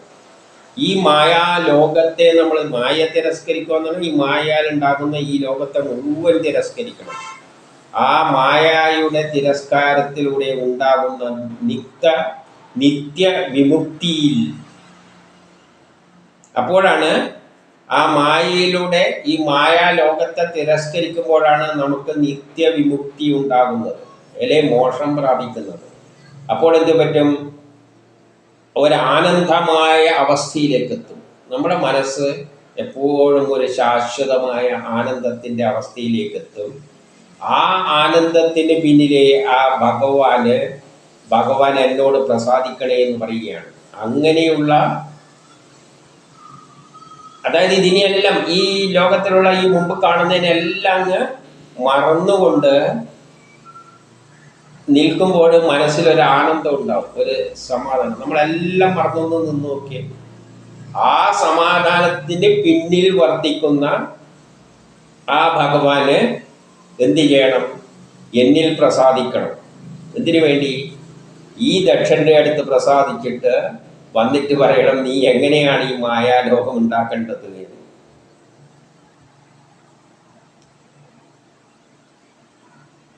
എന്നിട്ടെന്ത് പറയുന്നു? ആ നിന്തിരുവടി, അങ്ങനെയുള്ള ശക്തിവിശേഷം ഈ മായാലോകത്തിൽ എല്ലാ നാമങ്ങളോടും രൂപങ്ങളോടും കൂടിയവനത്ര. അങ്ങനെയുള്ള നിന്തിരുവടി, ഇതിൻ്റെ എല്ലാം പിന്നിൽ മറഞ്ഞു കിടക്കുന്ന ആ നിന്തിരുവടിയാണ് ഈ എല്ലാ നാമങ്ങളായിട്ടും, ചക്കാമാങ്ങ എന്ന് പറയുന്ന എല്ലാ നാമങ്ങളായിട്ടും രൂപങ്ങളായിട്ടും പ്രത്യക്ഷപ്പെട്ടിരിക്കുന്നത്. കൂടിയവനത്ര, ആ രൂപങ്ങളോട് കൂടിയവനത്രയാണ് ഈ ശക്തിവിശേഷം. അപ്പം ഈ ശക്തിവിശേഷം പിന്നിലുള്ള എല്ലാത്തിൽ നിന്നും അകന്നു നിൽക്കുന്ന ആ ശക്തിവിശേഷമാണ്. പക്ഷേ അത് തന്നെയാണ് ഈ രൂപത്തിൽ പ്രത്യക്ഷപ്പെട്ട് നേരെ മുമ്പിൽ നിൽക്കുന്നത്.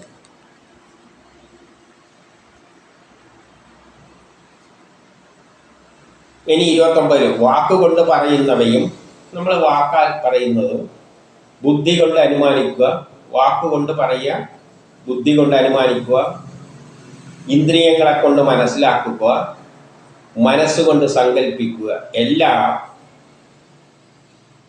മായാതീതമായ പരമാത്മാവിൻ്റെ രൂപമല്ല.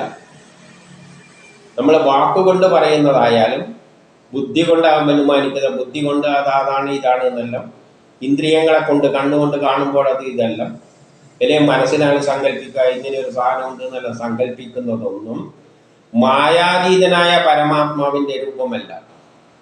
ആ യഥാർത്ഥ പരമാത്മാവിൻ്റെ ആ ശ്രീഹരിയുടെ രൂപമല്ല. നമ്മൾ വാക്കുകൊണ്ട് പറയുന്നതൊന്നും ശ്രീഹരിയുടെ രൂപമല്ല. ബുദ്ധി കൊണ്ട് അനുമാനിക്കുന്നതും ശ്രീഹരിയുടെ രൂപമല്ല. ഇന്ദ്രിയങ്ങളെ കൊണ്ട് കാണും കേൾക്കുകയൊന്നും ചെയ്യുന്നതൊന്നും അതിൻ്റെ രൂപമല്ല. മനസ്സിൽ സങ്കല്പിക്കുന്നതും അതിനെയൊന്നും സങ്കല്പിക്കാൻ പോലും പറ്റില്ല എന്ന് പറയുകയാണ്. അങ്ങനെയുള്ളൊരു ശക്തിവിശേഷമാണത്. കാരണം അതെല്ലാം മായാരൂപങ്ങളുടെ, മായാഗുണങ്ങളുടെ രൂപമാണ്. നമ്മൾ ഈ കാണുക, കേൾക്കുക, മനസ്സിൽ ചിന്തിക്കുക, ബുദ്ധി കൊണ്ട് മനസ്സിലാക്കാൻ ശ്രമിക്കുക, ഇതെല്ലാം മായയുടെ രൂപങ്ങളെയാണ് നമ്മൾ കാണുന്നത്. മായക്ക് പിന്നിലുള്ള ആ ശ്രീഹരി അല്ല.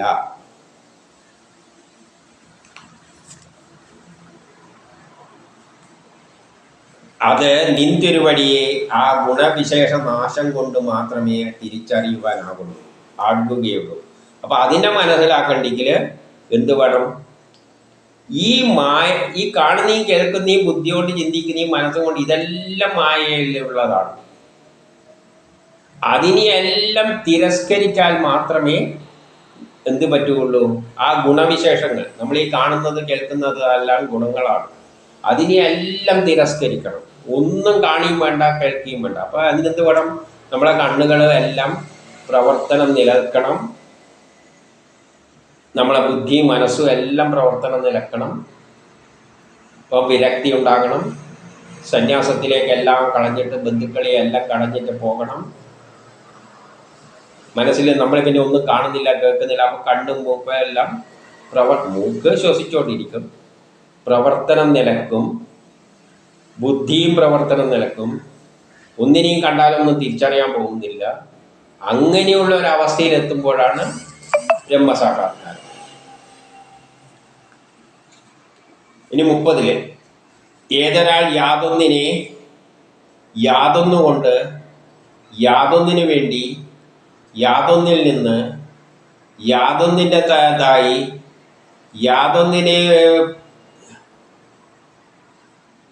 പ്രകാരത്തിൽ ചെയ്യുകയും ചെയ്യിപ്പിക്കുകയും ചെയ്യുന്നുവോ അത് സച്ചിദാനന്ദ സ്വരൂപമാണ്.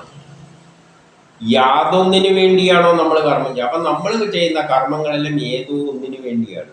നമുക്കല്ല, നമ്മുടെ ബന്ധുക്കൾക്കൊന്നും വേണ്ടിയല്ല. നമ്മൾ ചിന്തിക്കുന്നത് നമുക്ക്, നമ്മളെ ബന്ധുക്കൾക്ക് എന്നാണ്. നമ്മളൊരു റോഡ് വെട്ടിയിട്ട് കൊടുക്കും, നമ്മളിവിടെ ചെയ്യുന്നതൊന്നും ബന്ധുക്കളും മരിക്കും, നമ്മളും മരിക്കും. പക്ഷേ ലോകം പുരോഗമിക്കുന്നുണ്ട്. ഇപ്പം നമ്മളെന്തെങ്കിലും കാര്യങ്ങൾ ഇപ്പം നമ്മളിപ്പോൾ എന്തെങ്കിലും സമ്പാദിച്ചാൽ തന്നെ അത് ബന്ധുക്കൾക്ക് വേണ്ടിയിട്ടാണ് സമ്പാദിക്കുന്നതെന്ന് പറഞ്ഞു കഴിഞ്ഞാലും യഥാർത്ഥത്തിൽ ഈ ബന്ധുക്കളും എത്ര കാലം ഉണ്ട് എന്ന് പറയാൻ പറ്റില്ല, നമ്മളും എത്ര കാലമുണ്ട് എന്ന് പറയാൻ പറ്റില്ല. നമുക്ക് നമ്മളെ തലമുറകൾ മാത്രമേ ഓർമ്മയുള്ളൂ. എത്രയോ തലമുറകൾ കഴിഞ്ഞിട്ടാണ് നമ്മൾ ഇവിടെ എത്തിയിരിക്കുന്നത്. അതുകൊണ്ട് നമ്മളെ കർമ്മങ്ങളെല്ലാം നമ്മളാണെന്ന് ചിന്തിക്കുന്നത് മിഥ്യയാണ്. യഥാർത്ഥ സത്യം ആ ശക്തി നമ്മളെ കൊണ്ട് ചെയ്യിപ്പിക്കുകയാണ്. അപ്പം യാതൊന്നുകൊണ്ട് അതുകൊണ്ട് തന്നെയാണ് ചെയ്യുന്നത്. ആ ബ്രഹ്മത്തെ ഉപയോഗിച്ച് തന്നെയാണ് നമ്മൾ ഒരു വീട് കെട്ടുന്നുണ്ടെങ്കിൽ ആ കല്ല് കൊണ്ട് കെട്ടുക എന്നാൽ ആ കല്ലും ബ്രഹ്മമാണ്, ഉണ്ടാക്കുന്ന വീടും ബ്രഹ്മമാണ്. യാതൊന്നിനു വേണ്ടി, ആർക്ക് വേണ്ടിയാണ്? അതിനു വേണ്ടി തന്നെയാണ് നമ്മൾ കർമ്മം ചെയ്യുന്നത്. ഏതൊന്നിൽ നിന്നാണോ എടുത്തിട്ട് ചെയ്യുന്നതോ അതും അതിനു വേണ്ടിയാണ്. അങ്ങനെ ചെയ്യിപ്പിക്കുകയും നമ്മൾ ചെയ്യാതായാലും വേറെ ആളെ കൊണ്ട് ചെയ്യിപ്പിക്കുന്നതായാലും എല്ലാം അത് സച്ചിദാനന്ദ പരമാണ്. നമ്മൾ എന്ത് കർമ്മം ഇവിടെ ചെയ്യുന്നുണ്ടെങ്കിലെല്ലാം അതിൽ ആ ബ്രഹ്മമേ ഉള്ളൂ, ആ ശ്രീഹരി മാത്രമേ ഉള്ളൂ. അവയാണ് മൂലകാരണവും ആദിയിലുള്ളതും പൂർണ്ണവും എല്ലാറ്റിൻ്റെയും കാരണഭൂതവും വേറൊന്നുമായി ഒരു കൂട്ടുമില്ലാത്തതാണ്. അതിന് അത് മാത്രമേ ഉള്ളൂ. അപ്പൊ അങ്ങനെയുള്ള ഒന്നിൽ നിന്നാണ് ഈ പ്രപഞ്ചമുണ്ടായത്, നാം ഉണ്ടായത്. നാം കർമ്മം ചെയ്യുന്നതും അതിനു വേണ്ടിയാണ്. നമ്മൾ എന്ത് ചെയ്യും, വേറെ ആളെ കൊണ്ട് എന്തെങ്കിലും ചെയ്യിക്കുന്നുണ്ടോ അതിനു വേണ്ടിയാണ്. എന്തെങ്കിലും കല്ലെടുത്തിട്ടാണ് ഒരു സാധനം ഉണ്ടാക്കുന്നത്, ആ കല്ലും അതാണ്. ആ കല്ലിനെ കൊണ്ട് ഉണ്ടാക്കുന്ന സാധനവും അതാണ്. നാമവും അതാണ്. എല്ലാം അതാണ്. ഈ ചെയ്യുന്നതെല്ലാം അത് തീരുമാനിച്ചനുസരിച്ചാണ് ചെയ്യുന്നതെന്ന് സാരം. അപ്പൊ ഇതെല്ലാം എന്താണ്? ഒരു നാടകത്തിലെ പോലെ നമ്മളങ്ങ് ചെയ്തു പോവുകയാണ്. കുറച്ചിരുന്ന് ചിന്തിച്ചാലേ പിടി കിട്ടുള്ളൂ. അപ്പൊ അത് ഏതാണ്? അതിന് തുല്യമായിട്ട്, അങ്ങനെയുള്ള അതിന് തുല്യമായിട്ട് അത് മാത്രമേ ഉള്ളൂ. അതിന് തുല്യമായിട്ട് വേറൊന്നും ഇല്ല. ഇനി 31 പറയാണ്, അതിൻ്റെ മായാശക്തിയാൽ. അതൊരു മായാശക്തി ചെയ്തുകൊണ്ടാണ് നമ്മളെ കൊണ്ട് ഇതെല്ലാം ചെയ്യിപ്പിക്കുന്നത്. നമ്മൾ ചെയ്യാനുള്ള കർമ്മങ്ങൾക്ക് ഒരു പുസ്തകം എഴുതി വെച്ചിട്ടുണ്ട്, സയൻസ് പുസ്തകം എന്ന് പറയും. അത് തന്നെയാണ് വേദങ്ങൾ. അപ്പം അതിൻ്റെ മായാശക്തിയാൽ വേദവാദികൾ സംവാദത്തിൽ ഏർപ്പെടുകയും വിവാദങ്ങളിൽ ഏർപ്പെടുകയും. അപ്പം ഈ വേദങ്ങൾ വായിച്ച്, സയൻസ് വായിച്ച്, ചിലവരതിനെ ന്യായീകരിക്കും, ചിലവരതിനെ നിഷേധിക്കും. അതിനനുസരിച്ച് വേദങ്ങളിൽ വിശ്വസിക്കുന്നവർ വേദത്തിനനുസരിച്ച് എന്തെല്ലോ കർമ്മങ്ങൾ ചെയ്യും, നിഷേധിക്കുന്നവർ അതിനനുസരിച്ച് എന്തെല്ലോ കർമ്മങ്ങൾ ചെയ്യും. എന്നിട്ട് മനസ്സിൽ വ്യാമോഹത്തെ അടിക്കടി ഉണ്ടാക്കിക്കൊണ്ടിരിക്കും. യുക്തിവാദികൾക്ക് വ്യാമോഹം ഉണ്ടാവുന്നത് ഈ വേദങ്ങളെല്ലാം നിഷേധിച്ചങ്ങ് ഇല്ലാതാക്കണമെന്ന്. വേദവാദികൾ വിചാരിക്കും യുക്തിവാദികളെ മുഴുവൻ ഇല്ലാതാക്കണമെന്ന്. ഇങ്ങനെ എല്ലാവരും ഓരോ ആളും പല മോഹങ്ങളിൽ അകപ്പെട്ടുകൊണ്ട് വാദപ്രതിവാദങ്ങൾ നടത്തിക്കൊണ്ട് അതിൻ്റെ ഫലമായിട്ട് എന്താണ് ഉണ്ടാകുന്നത്? അടിക്കടി മോഹം വർദ്ധിപ്പിച്ചുകൊണ്ടേ മനോവ്യാമോഹങ്ങൾ വർദ്ധിച്ചുകൊണ്ടിരിക്കും. മത്സരബുദ്ധി വരെ വർദ്ധിച്ചുകൊണ്ടേയിരിക്കും ഈ മോഹത്തിൽ അകപ്പെട്ടുകൊണ്ട്. അതിനെല്ലാം പിന്നിൽ പ്രവർത്തിക്കുന്ന ആ സർവവ്യാപിയായ നിന്തിരുവടിക്ക് നമസ്കാരം. അപ്പൊ അത് തന്നെയാണ് നിരീശ്വരവാദിയായി മാറിയതും, അത് തന്നെയാണ് വിശ്വാസിയായി മാറിയതും. എന്നിട്ട് ഇവർക്ക് മുമ്പിൽ ഒരു വേദങ്ങൾ ഇട്ടുകൊണ്ട്, ഒരു ശാസ്ത്രങ്ങൾ ഇട്ടുകൊണ്ട്, പല തത്വങ്ങൾ ഇട്ടുകൊണ്ട്, പല ഗുണത്തിലുള്ള വസ്തുക്കളെയെല്ലാം നിർമ്മിച്ചുകൊണ്ട് അവരവർക്ക് അനുസരിച്ച് വ്യാഖ്യാനിക്കുന്നു. ചിലവർ വേറൊരു തരത്തിൽ വ്യാഖ്യാനിക്കും. എന്നിട്ട് പരസ്പരം തമ്മിൽ തല്ലുകൂടും. ഇതിൻ്റെ എല്ലാം പിന്നിൽ പ്രവർത്തിക്കുന്നത് ഈ നിന്തിരുവടിയാണ്. അങ്ങേക്ക് നമസ്കാരം. അപ്പൊ ഈ പറഞ്ഞുകൊണ്ട് വന്നത് ഈ പ്രപഞ്ചത്തിലെ എല്ലാ നിന്തിരുവടി ആ ശക്തി തന്നെയാണ്. ഈ ശ്രീഹരി തന്നെയാണ് ആയിട്ടുള്ളത്. ഇവിടെ നടക്കുന്ന എല്ലാം അത് തന്നെയാണ്. ആ ശക്തിയോടാണ് ചോദിക്കാൻ പോകുന്നത്. കഴിഞ്ഞില്ല, ഇനി 32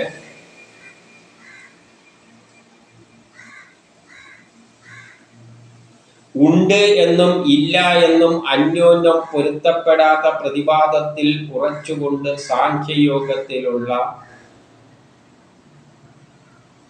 അസ്ഥിനാസ്തിത്വ വ്യാപാരത്തിൽ നിന്ന് അതീതമായും അതേ വ്യാപാരത്തിൻ്റെ ആധാരവുമായ ഏതൊന്നുണ്ടോ അതാണ് ബ്രഹ്മം. അപ്പം ഉണ്ട് ഇല്ല എന്നും ബ്രഹ്മത്തെ പറ്റി എന്തുണ്ട് നമുക്ക് ചിന്ത. പ്രപഞ്ചം ഏതിൽ നിന്നാണ് ഉണ്ടായെന്ന് ചോദിച്ചാൽ ഒരു കൂട്ടർ പറയും ബ്രഹ്മത്തിൽ, വേദം പറയും ബ്രഹ്മത്തിൽ നിന്നാണ്. അപ്പൊ ചിലർ പറയും ഉണ്ട്, ആ ബ്രഹ്മമുണ്ട്, ചിലവർ പറയും ഇല്ല. അതൊട്ടും പൊരുത്തപ്പെടാത്ത സംഗതികളാണ്. പ്രപഞ്ചം ഏതിൽ എന്തെല്ലാം ഉണ്ടായെന്ന് ചോദിച്ചു കഴിഞ്ഞാൽ വിശ്വാസികൾ എന്ന് പറയും. വിശ്വാസികൾ പറയും ഈശ്വരൻ നിന്നാന്തല്ലോ പറയും ബ്രഹ്മമാണ്, വിഷ്ണുവാണെന്ന്. അതൊന്നുമല്ല ഈശ്വരൻ. ഈശ്വരൻ എന്ന് പറയുന്നത് കാണാനും കേൾക്കാനും പറ്റാത്ത ഒരൊറ്റ വസ്തുവാണ്. ചിലവർ പറയും അള്ളായാണ്, ചിലവർ പറയും യഹോവയാണെന്നെല്ലാം പറയും. അതൊന്നും അല്ല കാര്യം. ഇവിടെ ഉണ്ട് ഇല്ല എന്ന് പറയുന്ന ഒരു ഈശ്വരനുണ്ട്. അതേതാണ്? ബ്രഹ്മമാണ്. അതിനാണ് ബ്രഹ്മം എന്ന് പറയുന്നത്. അത് പരസ്പര വിരുദ്ധമായ പ്രതിവാദങ്ങളിൽ ഉറച്ചു നിന്നുകൊണ്ട് സാഖ്യയോഗത്തിൽ അടിസ്ഥിതമായ അസ്ഥിനാസ്തിത്വ എന്ന അസ്തിത്വം ഉണ്ട് താനും ഇല്ല എന്നത് താനും എന്നുള്ള അവസ്ഥയിൽ സാഖ്യയോഗം ഇത് രണ്ടും ഒന്നായിത്തീരുന്ന അവസ്ഥയിൽ. ഒന്നായിത്തീരുക എന്ന് പറഞ്ഞാൽ ബ്രഹ്മമുണ്ടോ എന്ന് ചോദിച്ചു കഴിഞ്ഞാൽ ഏതോ ഒരു ശക്തി വിശേഷമുണ്ട്, പക്ഷെ അത് ദ്വയമായിട്ടാണ് ആക്ട് ചെയ്യുന്നത്. അത് ദ്വയമായി തീരുമ്പോൾ ഉണ്ട് എന്നും പറയും, ഇല്ല എന്നും പറയാനുള്ള വേദി അവിടെ വെച്ച് ആരംഭിച്ചു. ദ്വയമായിട്ടാണ് പ്രപഞ്ചത്തെ മാറിയിരിക്കുന്നത്. നമ്മളെല്ലാം ദ്വയത്തിൽ നിന്നാണ് തുടങ്ങിയിരിക്കുന്നത്. അപ്പൊ അത് ഉണ്ട് ഇല്ല എന്ന ദ്വയത്തിൽ നിന്ന് അതിന് അസ്തിത്വം ഉണ്ട് അസ്തിത്വം ഇല്ല എന്ന രണ്ട് ചിന്താഗതിയിലൂടെയാണ് വളർന്ന് പ്രപഞ്ചമായി മാറിയിരിക്കുന്നത്. പ്രപഞ്ചമുണ്ട് ഇല്ല എന്ന രണ്ട് ദ്വയത്തിലൂടെയാണത് പ്രപഞ്ചമായി മാറിയിരിക്കുന്നത്. അപ്പൊ സ്വാഭാവികമായിട്ടും പിന്നെയുള്ള മനുഷ്യർ ചിന്തിക്കുമ്പോൾ അതില് ഉണ്ട് എന്ന ചിന്തയുള്ളവരും കാണും, ഇല്ല എന്നുള്ള ചിന്തയുള്ളവരും കാണും. ഇത് രണ്ടും ഏകോപിപ്പിക്കുന്നു. അതാണ് അദ്വൈതീയം. അദ്വൈതം എന്ന് പറയുന്നത് ദ്വയമല്ല. പക്ഷേ അദ്വൈതത്തിൽ നിന്നാണ് ദ്വയമായിട്ട് മാറിയിരിക്കുന്നത്. ആ മാറിയ സ്ഥിതിക്ക് ഒരു കൂട്ടറുണ്ട് എന്ന് പറയുമ്പോൾ ഒരു കൂട്ടർ ഇല്ല എന്ന് പറയും. ചക്ക നല്ലതെന്ന് ഒരു കൂട്ടർ പറയുമ്പോൾ മറ്റേ കൂട്ടർ പറയും ചക്ക മോശം. അത് സ്വാഭാവികമാണ്. ശത്രു ഉണ്ട്, അപ്പം ദേവന്മാരുണ്ട്, അസുരന്മാരുണ്ട്. അപ്പം ആ വ്യാപാരത്തിൽ നിന്ന് അങ്ങനെ ഏതിൽ നിന്നാണോ അതുണ്ടായത് അതാണ് ബ്രഹ്മമായിട്ട് കാണുന്നത്. അങ്ങനെ തർക്കത്തിൽ വിഷയത്തിലൂടെ ഒന്നായി ചേരുമ്പോൾ ഉണ്ടാകുന്ന ആ അവസ്ഥയാണ് ബ്രഹ്മം, നിർഗുണമായ അവസ്ഥ. അതിനെ എങ്ങനെ വ്യാഖ്യാനിക്കുമെന്ന് ചോദിച്ചു കഴിഞ്ഞാൽ പ്രയാസമാണ്. നമ്മൾ പൂജ്യമാണോ വലുത് എന്ന് ചോദിച്ചു കഴിഞ്ഞാൽ പൂജ്യമല്ല വലുത്, മറ്റേ അങ്ങോട്ടേക്ക് പോകുന്നതാണ് വലുത്. -1 -2 അങ്ങനെ പോകും. അല്ല 1 2 3 അങ്ങനെ വലുതായിട്ട് പോകും. പൂജ്യത്തിൽ നിന്ന് ചെറുതായി പോകുന്നത് -1 -2 എന്നും പറഞ്ഞാൽ അങ്ങനെ പോകും. അപ്പം പൂജ്യം എന്താണെന്ന് ചോദിച്ചു കഴിഞ്ഞാൽ അതിനെക്കാട്ടിയും ചെറുതുണ്ട്. പക്ഷെ നമ്മളെന്താണ് എടുക്കുന്നത്? പൂജ്യം തന്നെ ചെറുത് എന്നും പറഞ്ഞ് എടുക്കുകയാണ്. അപ്പോൾ ഒരു കൺഫ്യൂഷനുള്ള പരിപാടിയാണ്. ദ്വയമാകുമ്പോൾ അതിൽ നിന്ന് കൂടിച്ചേരുന്ന പൂജ്യത്തിലിരിക്കുന്ന സംഗതി ഏതാണോ അതാണ് ബ്രഹ്മം.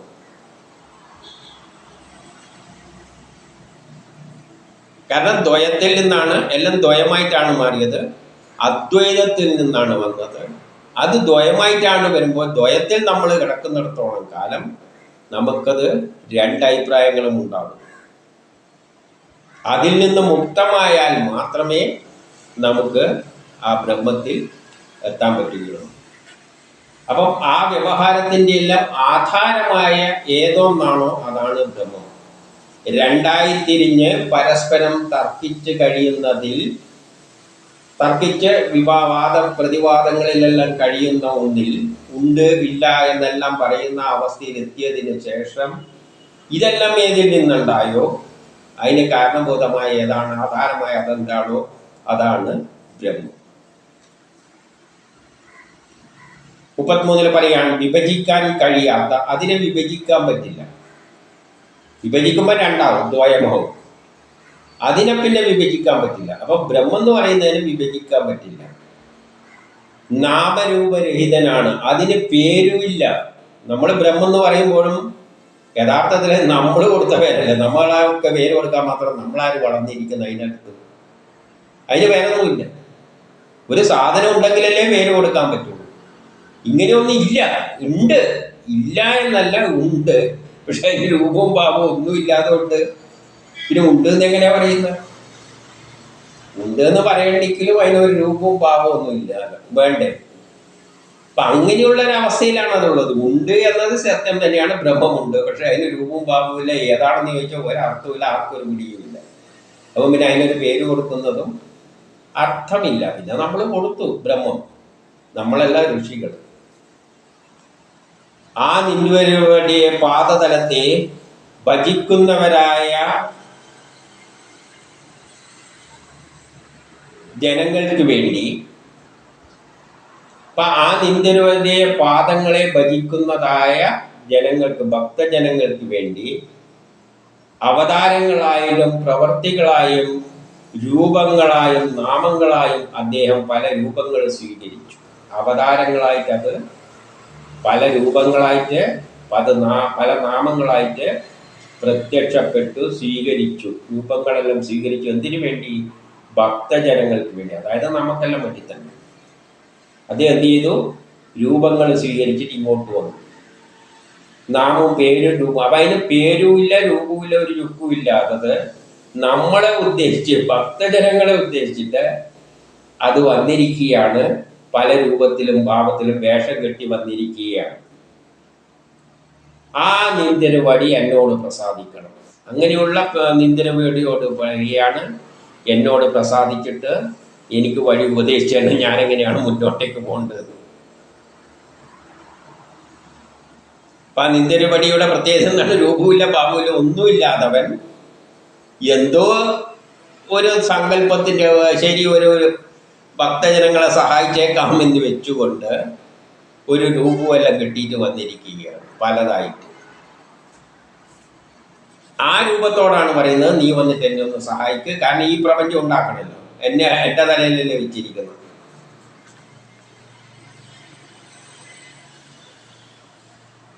പിന്നെ 34, വായു ഭൂമി മൂലായ ഗുണങ്ങളെ സ്വീകരിച്ച് അത് വായുവായിട്ട് വന്നു, ഭൂമിയായിട്ട് വന്നു, നാനാ ഗന്ധങ്ങളോടുകൂടിയ പ്രതീതി ജനിപ്പിച്ചു പോയി. നാനാ ഗന്ധങ്ങളിലൂടെ പലതരം വാസനകളെല്ലായിട്ട്, അങ്ങനത്തെ ഗുണങ്ങളോടായിട്ട്, അങ്ങനത്തെ ഉണ്ട് എന്ന പ്രതീതി ജനിപ്പിച്ചുകൊണ്ട്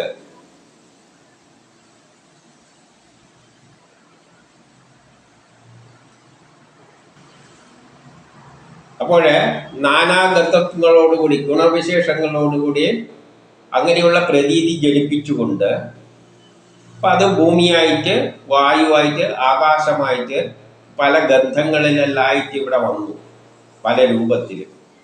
എന്നിട്ട് അങ്ങനെ ഉണ്ട് എന്ന ഒരു പ്രതീതി ജനങ്ങളിൽ ജനിപ്പിച്ചു. ഇവിടെ വായു ഉണ്ട്, അത് ആകാശമാണ്, ഇത് മറ്റേതാണ്, ഇതിലാണ്, ഇത് നല്ല മണമുള്ളത്, ഇത് പുളിരസം, ഇത് മറ്റേ നല്ല മധുരം, ഇങ്ങനെയെല്ലാം ഉള്ള പ്രതീതി ജനിപ്പിച്ചുകൊണ്ടാണ് ഇത് വന്നിരിക്കുന്നത്. വന്നിരിക്കുന്ന വസ്തുക്കൾക്കെല്ലാം ഓരോ ഗുണങ്ങൾ കൊടുത്തുകൊണ്ട്, എന്നിട്ട് ആ ശക്തിവിശേഷം പ്രാകൃത ഉപാസനാ മാർഗങ്ങളിലൂടെ പല ജീവജാലങ്ങളായിട്ട് വന്നിട്ട് ആ ജീവജാലങ്ങളിൽ പ്രാകൃതമായ ഉപാസനാ രൂപങ്ങളിലൂടെ ഓരോ ജീവജാലങ്ങളും അതിൻ്റെതായ നിലയിൽ അതിനെ ഉപാസിക്കുന്നു. ഓരോ ആളും ഓരോ രൂപത്തിൽ ഉപാസിച്ചുകൊണ്ട് ജനങ്ങളുടെ വാസനകൾക്കനുസരിച്ച ശരീരാന്തരാഭിയായി ഇരുന്നു കൊണ്ട്, ജനങ്ങളുടെ വാസനകൾക്കനുസരിച്ച് ശരീരത്തിൻ്റെ അകത്ത് അന്തരാമിയായിട്ടിരിക്കുന്നുണ്ട്. അപ്പം എന്നിലിരിക്കുമ്പോൾ എൻ്റെ സ്വഭാവ വിശേഷങ്ങളോടുകൂടിയുള്ള ഒരു വാസനകൾ വളർത്തിക്കൊണ്ടാണ് ഇരിക്കുന്നത്. വേറൊരു ജീവിയിലിരിക്കുമ്പോൾ അതിൻ്റെ വാസനകളെക്കനുസരിച്ചിട്ടുള്ള രൂപത്തിലാണ് അതിനകത്ത് ഇരിക്കുന്നത്. അങ്ങനെ പല ദേവതാ രൂപത്തിൽ ഇരിക്കുകയാണ്, വിവിധമായിട്ട് പ്രതിഭാസിക്കുന്നു.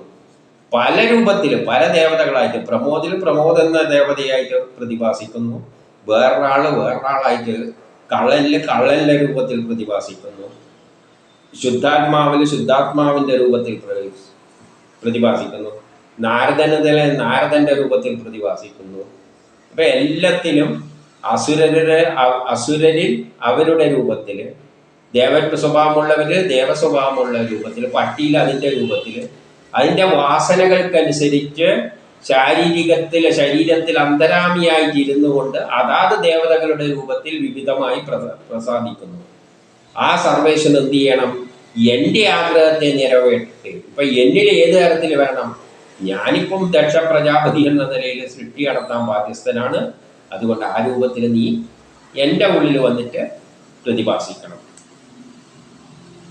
പിന്നെ 35 ശുഗൻ പറയുകയാണ്, അങ്ങനെ ദക്ഷൻ സ്തുതിച്ചപ്പോൾ ഭഗവാൻ പ്രത്യക്ഷനായി.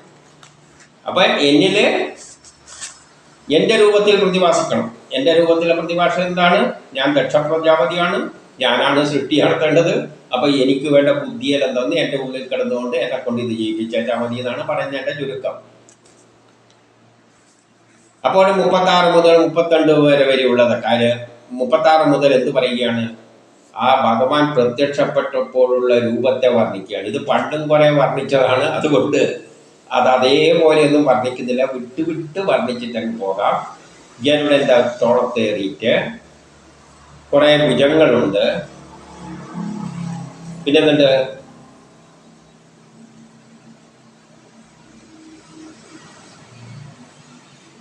വനമാല ധരിച്ചിട്ടുണ്ട്.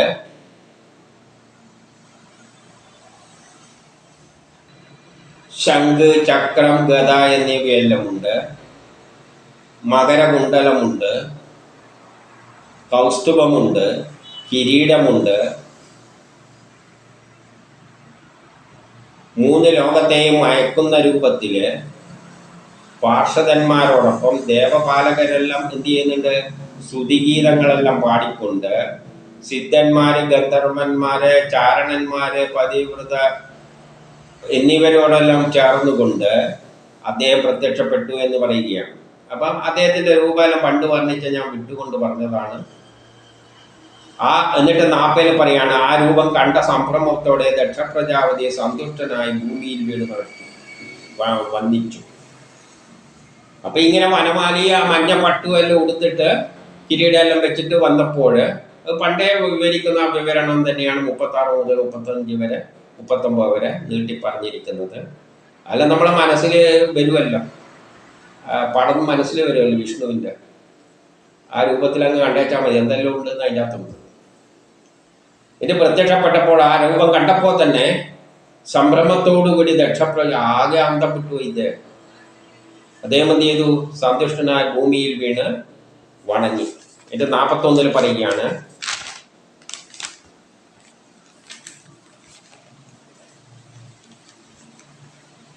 നദികൾ ജലപ്രവാഹത്താൽ പ്രവാഹത്തിൽ എന്ന പോലെ നദികളിൽ പല ജലപ്രവാഹങ്ങൾ വന്ന് പ്രവഹിച്ച് അതിലേക്ക് വന്ന് വീഴുന്നത് പോലെ ആ വന്ന് വീഴുമ്പോൾ ഒരു വല്ലാത്ത അവസ്ഥയാണ്. അതുപോലെ ആനന്ദത്തിൽ അകപ്പെട്ട അദ്ദേഹത്തിന് ആദ്യം ഒന്നും ഉരിയാടാനൊന്നും പറ്റിയില്ല. അദ്ദേഹം അന്തം വിട്ടുപോയി, ഒന്നും പറയാൻ പറ്റിയില്ല. എന്നിട്ട് 42 എല്ലാ പ്രാണികളുടെയും മനസ്സറിയുന്ന ശ്രീഹരി ആ വിധം വണങ്ങിയിരുന്ന ദക്ഷനോട് പറഞ്ഞു.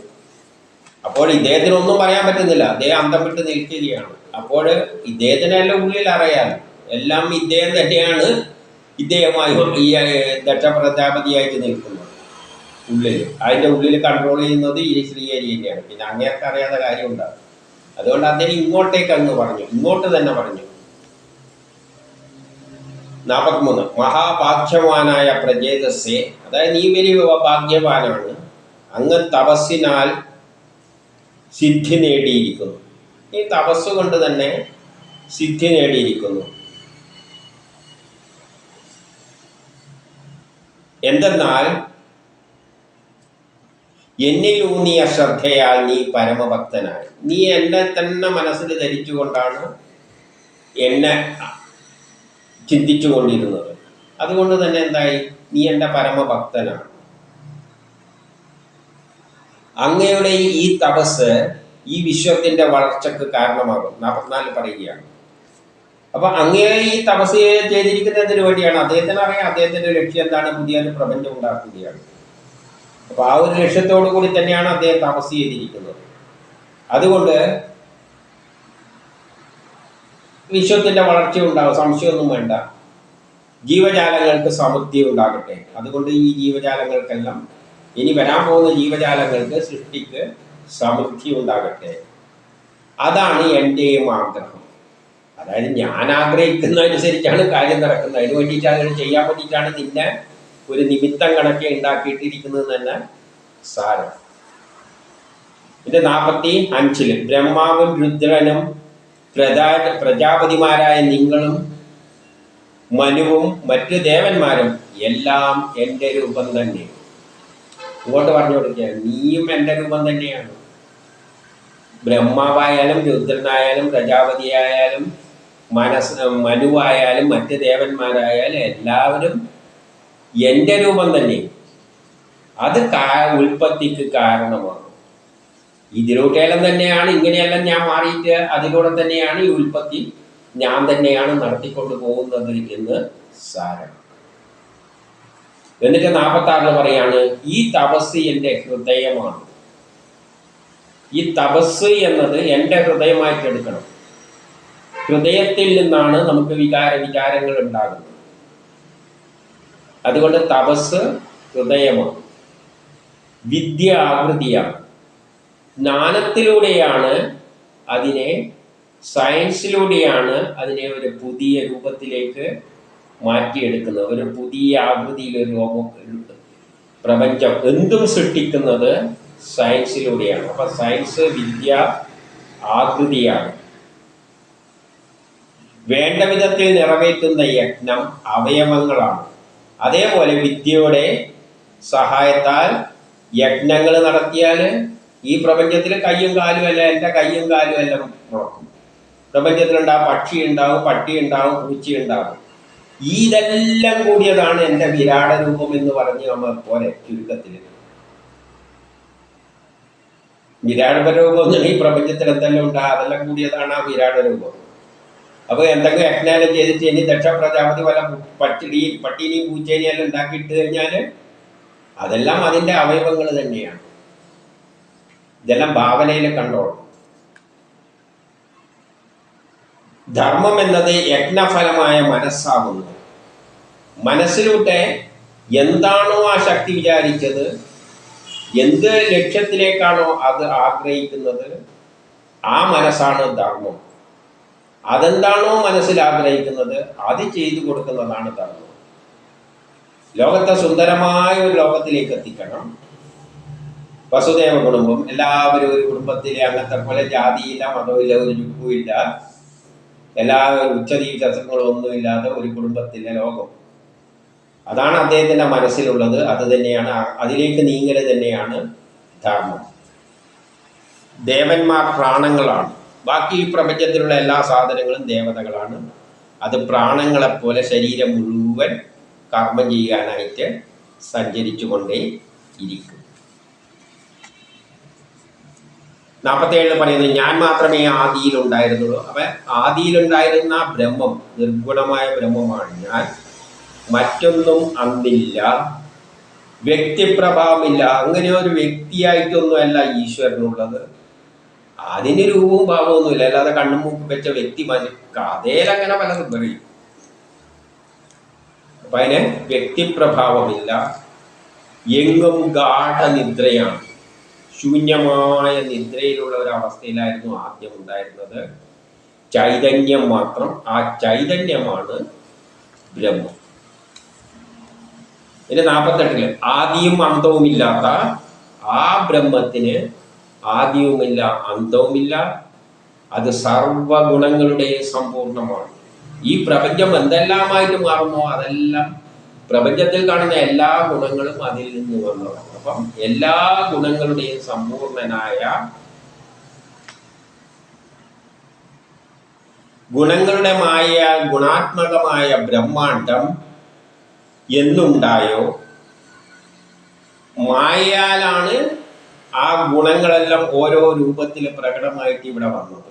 വെള്ളയായും കറുപ്പായും ആസിഡായും ബേസായും ചൂടായും തണുപ്പായെല്ലാം ബുദ്ധിയായും എല്ലാം വന്നത് മായയിൽ അകപ്പെട്ടുകൊണ്ടാണ്. അങ്ങനെയാണ് ഗുണാത്മകമായ ഈ ബ്രഹ്മാണ്ടം എന്നുണ്ടായോ അപ്പോഴാണ് ബ്രഹ്മാവാദ്യം ഉണ്ടായത്. അപ്പം ബ്രഹ്മാണ്ടം ഉണ്ടാകാൻ വേണ്ടി ആദ്യം ഉണ്ടായത് ബ്രഹ്മാവാണ്. അതൊരു പ്രേരക ശക്തിയാണ്. അപ്പം നിർഗുണമായ ആ ബ്രഹ്മത്തിൽ നിന്ന് ഒരു പ്രേരക ശക്തി, അതിന് പേര് കൊടുത്തു ബ്രഹ്മാവ്. ബ്രഹ്മാവ് പ്രകടമായി സൃഷ്ടിക്ക് വേണ്ടി. 49 എൻ്റെ വീര്യത്താൽ ശക്തനായ. അപ്പോൾ ആ ശക്തി വിശേഷം അതിൻ്റെ വീര്യത്തിൽ നിന്നാണ് ശക്തി പ്രാപിച്ചത്. ദേവന്മാരുടെ പ്രമുഖനാണ്. കാരണം ബ്രഹ്മാവാണ് ആദ്യം ഉണ്ടായിരിക്കുന്നത്. അത് ബ്രഹ്മാവാണ് ദേവന്മാരുടെ പ്രമുഖനായ, ദേവന്മാരിൽ പ്രമുഖനായത് ബ്രഹ്മാവാണ്.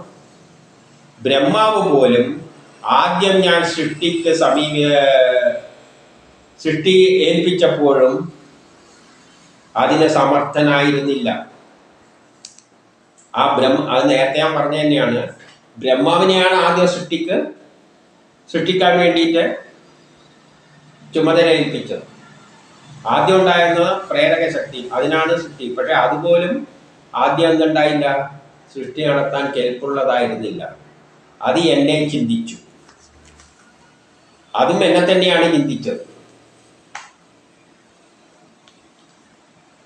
അപ്പോൾ ഞാൻ ബ്രഹ്മാവിനോട് ഘോരമായ തപസ് അനുഷ്ഠിക്കുവാൻ പറഞ്ഞു. അപ്പം ബ്രഹ്മാവോട് പറഞ്ഞു, നീ എന്നെ തന്നെ വിചാരിച്ച് തപസ് അനുഷ്ഠിക്കുക.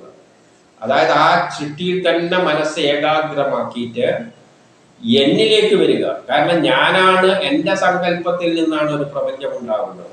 അപ്പം എന്നിലേക്ക് എത്തിക്കഴിഞ്ഞാൽ ആ സൃഷ്ടിക്രമെല്ലാം പെട്ടെന്ന് മനസ്സിലാകും. അങ്ങനെ അതിൽ നിന്നാണ് നിങ്ങൾ 9 പേരെ സൃഷ്ടിച്ചത്. അങ്ങനെ ബ്രഹ്മാവ് എന്നിൽ തന്നെ ശ്രദ്ധ കേന്ദ്രീകരിച്ചുകൊണ്ട് 9 പേരെ സൃഷ്ടിച്ചു. അങ്ങനെ 51 പറയുകയാണ്, അല്ലയോ ശ്രീമാൻ, അപ്പം പ്രത്യക്ഷപ്പെട്ട ശ്രീഹരി ദക്ഷ പ്രജാപതിയോട് പറഞ്ഞു, ഒരു പെൺകുട്ടിയെ കാണിച്ചു കൊടുത്തുകൊണ്ട്, ഇവൾ പഞ്ചജനൻ എന്ന പ്രജാപതിയുടെ അസ്ഖിനി എന്ന പുത്രിയാവും. ഇവള് അസ്ഖിനി എന്ന പെൺകുട്ടിയാണ്. ഇത് പഞ്ചജനൻ എന്ന പ്രജാപതിയുടെ പുത്രിയാണ്. ഇവളെ പത്നി രൂപത്തിൽ നീ സ്വീകരിക്കും. അപ്പം ദക്ഷന് അസ്ഖിനി എന്ന ഒരു പുത്രിയെ, ഒരു പഞ്ചജനൻ എന്ന പ്രജാപതിയുടെ പുത്രിയെ നൽകിക്കൊണ്ട് ഇവളിലൂടെ സൃഷ്ടി നടത്താൻ വേണ്ടി ഉപദേശമാണ് കൊടുക്കുന്നത്. എന്നിട്ട് എന്ത് പറയുന്നു 52 രതിസുഖം ശരീരധർമ്മമായി കണ്ട്, രതിസുഖം ശരീരധർമ്മമായിട്ട് കാണും. ശരീരത്തിൻ്റെ ധർമ്മം എന്താണ്? കുട്ടികളെ ഉണ്ടാക്കുക, കർമ്മം ചെയ്യുക, കുട്ടികളെ ഉണ്ടാക്കുക. ലോകപുരോഗതിക്കായിട്ട് കർമ്മം ചെയ്യുക, കുട്ടികളെ ഉണ്ടാക്കുക. കുട്ടികളെ ഉണ്ടാക്കുമ്പോൾ എന്തൊരു സുഖം അതിൻ്റെ കൂട്ടത്തിൽ പാരലായിട്ട് ഉണ്ടാകും. അപ്പം ശാരീരിക ധർമ്മമായി കണ്ട് അതിലൂടെ പ്രജാസൃഷ്ടി അത്യധികമായി നടത്തുക. കുറെ കുട്ടികളെ അങ്ങ് ഉണ്ടാക്കിയിടുക. 53 പറയുന്നു, പിന്നെ അതിൽ നിന്നും താഴോട്ടുണ്ടാകുന്ന പ്രജകൾ. അപ്പം പിന്നെ അതിൽ നിന്ന് പ്രജകൾ ഏറ്റെടുത്തോളും. അവരും മായാസംബന്ധമായ രതിയിലകപ്പെട്ട്, അവരും മായയിലകപ്പെട്ടിട്ട് രതിയിലകപ്പെട്ടുകൊണ്ട് പുത്രത്തേനെ വഹിക്കും. പുത്രന്മാരുണ്ടായിക്കൊണ്ട് അങ്ങനെ പോകും. എന്നിട്ട് അവർ എന്ത് ചെയ്യും? അവർ എനിക്ക് പൂജോപഹാരം അർപ്പിക്കും.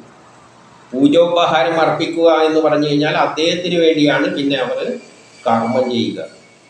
ഇങ്ങനെ ഉണ്ടാകുന്ന പുത്രന്മാർ അദ്ദേഹത്തിന് ആർക്ക് വേണ്ടി? ശ്രീഹരിക്ക് വേണ്ടി. എന്തിനു വേണ്ടിയിട്ട്? ലോകാവസാനത്തിൽ, കലിയുഗത്തിൻ്റെ അവസാനത്തിൽ ഒരു സുന്ദരമായ ലോകമുണ്ടാക്കണം. എല്ലാവരും ഒരു കുടുംബത്തിലെ അംഗത്തെ പോലെ, ഉച്ചനീതത്വങ്ങളില്ലാതെ, ജാതിയില്ല, മതമില്ല, ഒന്നുമില്ല, എല്ലാവരും ഒരു കുടുംബത്തിലെ അംഗത്തെ പോലെ തുല്യമായി വസിക്കുന്ന, ചൂഷണമില്ലാതെ ഒരു ലോകം. അതെങ്ങനെയാണ് ഉണ്ടാക്കുന്നത്? കൃതയുഗം, ത്രേതായുഗം, ദ്വാപരയുഗം, കലിയുഗം. കൊളോണിയലിസം അല്ല, ഗോത്ര കാലഘട്ടം, കൊളോണിയലിസം, പിന്നെ ഇന്നത്തെ കാലഘട്ടം, പിന്നെ സുന്ദരമായൊരു ലോകം. അപ്പം അതിൽ നമ്മളെല്ലാം കർമ്മം ചെയ്യുന്ന ആർക്ക് വേണ്ടിയിട്ടാണ്? അതിനു വേണ്ടിയിട്ടാണ്. ആ സുന്ദരമായ ലോകം ഉണ്ടാക്കാൻ വേണ്ടിയാണ്. പക്ഷെ നമ്മളത് അറിയുന്നില്ല. നമ്മളിൽ ഞാനെന്നൊരു ചിന്തയുണ്ടാക്കിയിട്ട് ഒരു ആഗ്രഹം ഇട്ട് തരും മായയുടെ അടിസ്ഥാനത്തിൽ.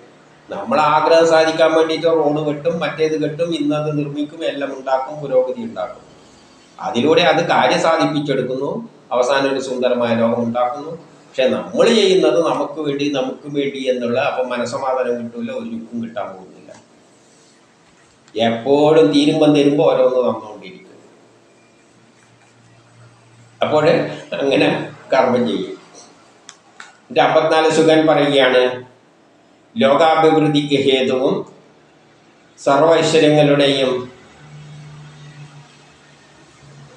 നാഥനുമായ ശ്രീഹരി ഈ ലോകാഭിവൃദ്ധിക്ക് വേണ്ടി അതിലൂടെ ഉണ്ടാകുന്ന എല്ലാ സർവ ഐശ്വര്യങ്ങൾക്കും കാരണമായ ശ്രീഹരി ഇത്രയും അരുളി ചെയ്തുകൊണ്ട് ഇത്രയും പറഞ്ഞതിൻ്റെ ശേഷം ആ ദക്ഷൻ നോക്കി നിൽക്കത്ത് തന്നെ സ്വപ്നത്തിലെ പോലെ അവിടെ നിന്നും മറഞ്ഞു കളഞ്ഞു. സ്വപ്നത്തിൽ നിന്നങ്ങ് അദ്ദേഹത്തിന് സ്വപ്നം മാതിരിയാണ് അനുഭവപ്പെട്ടത്. ഇനി അടുത്ത അധ്യായം.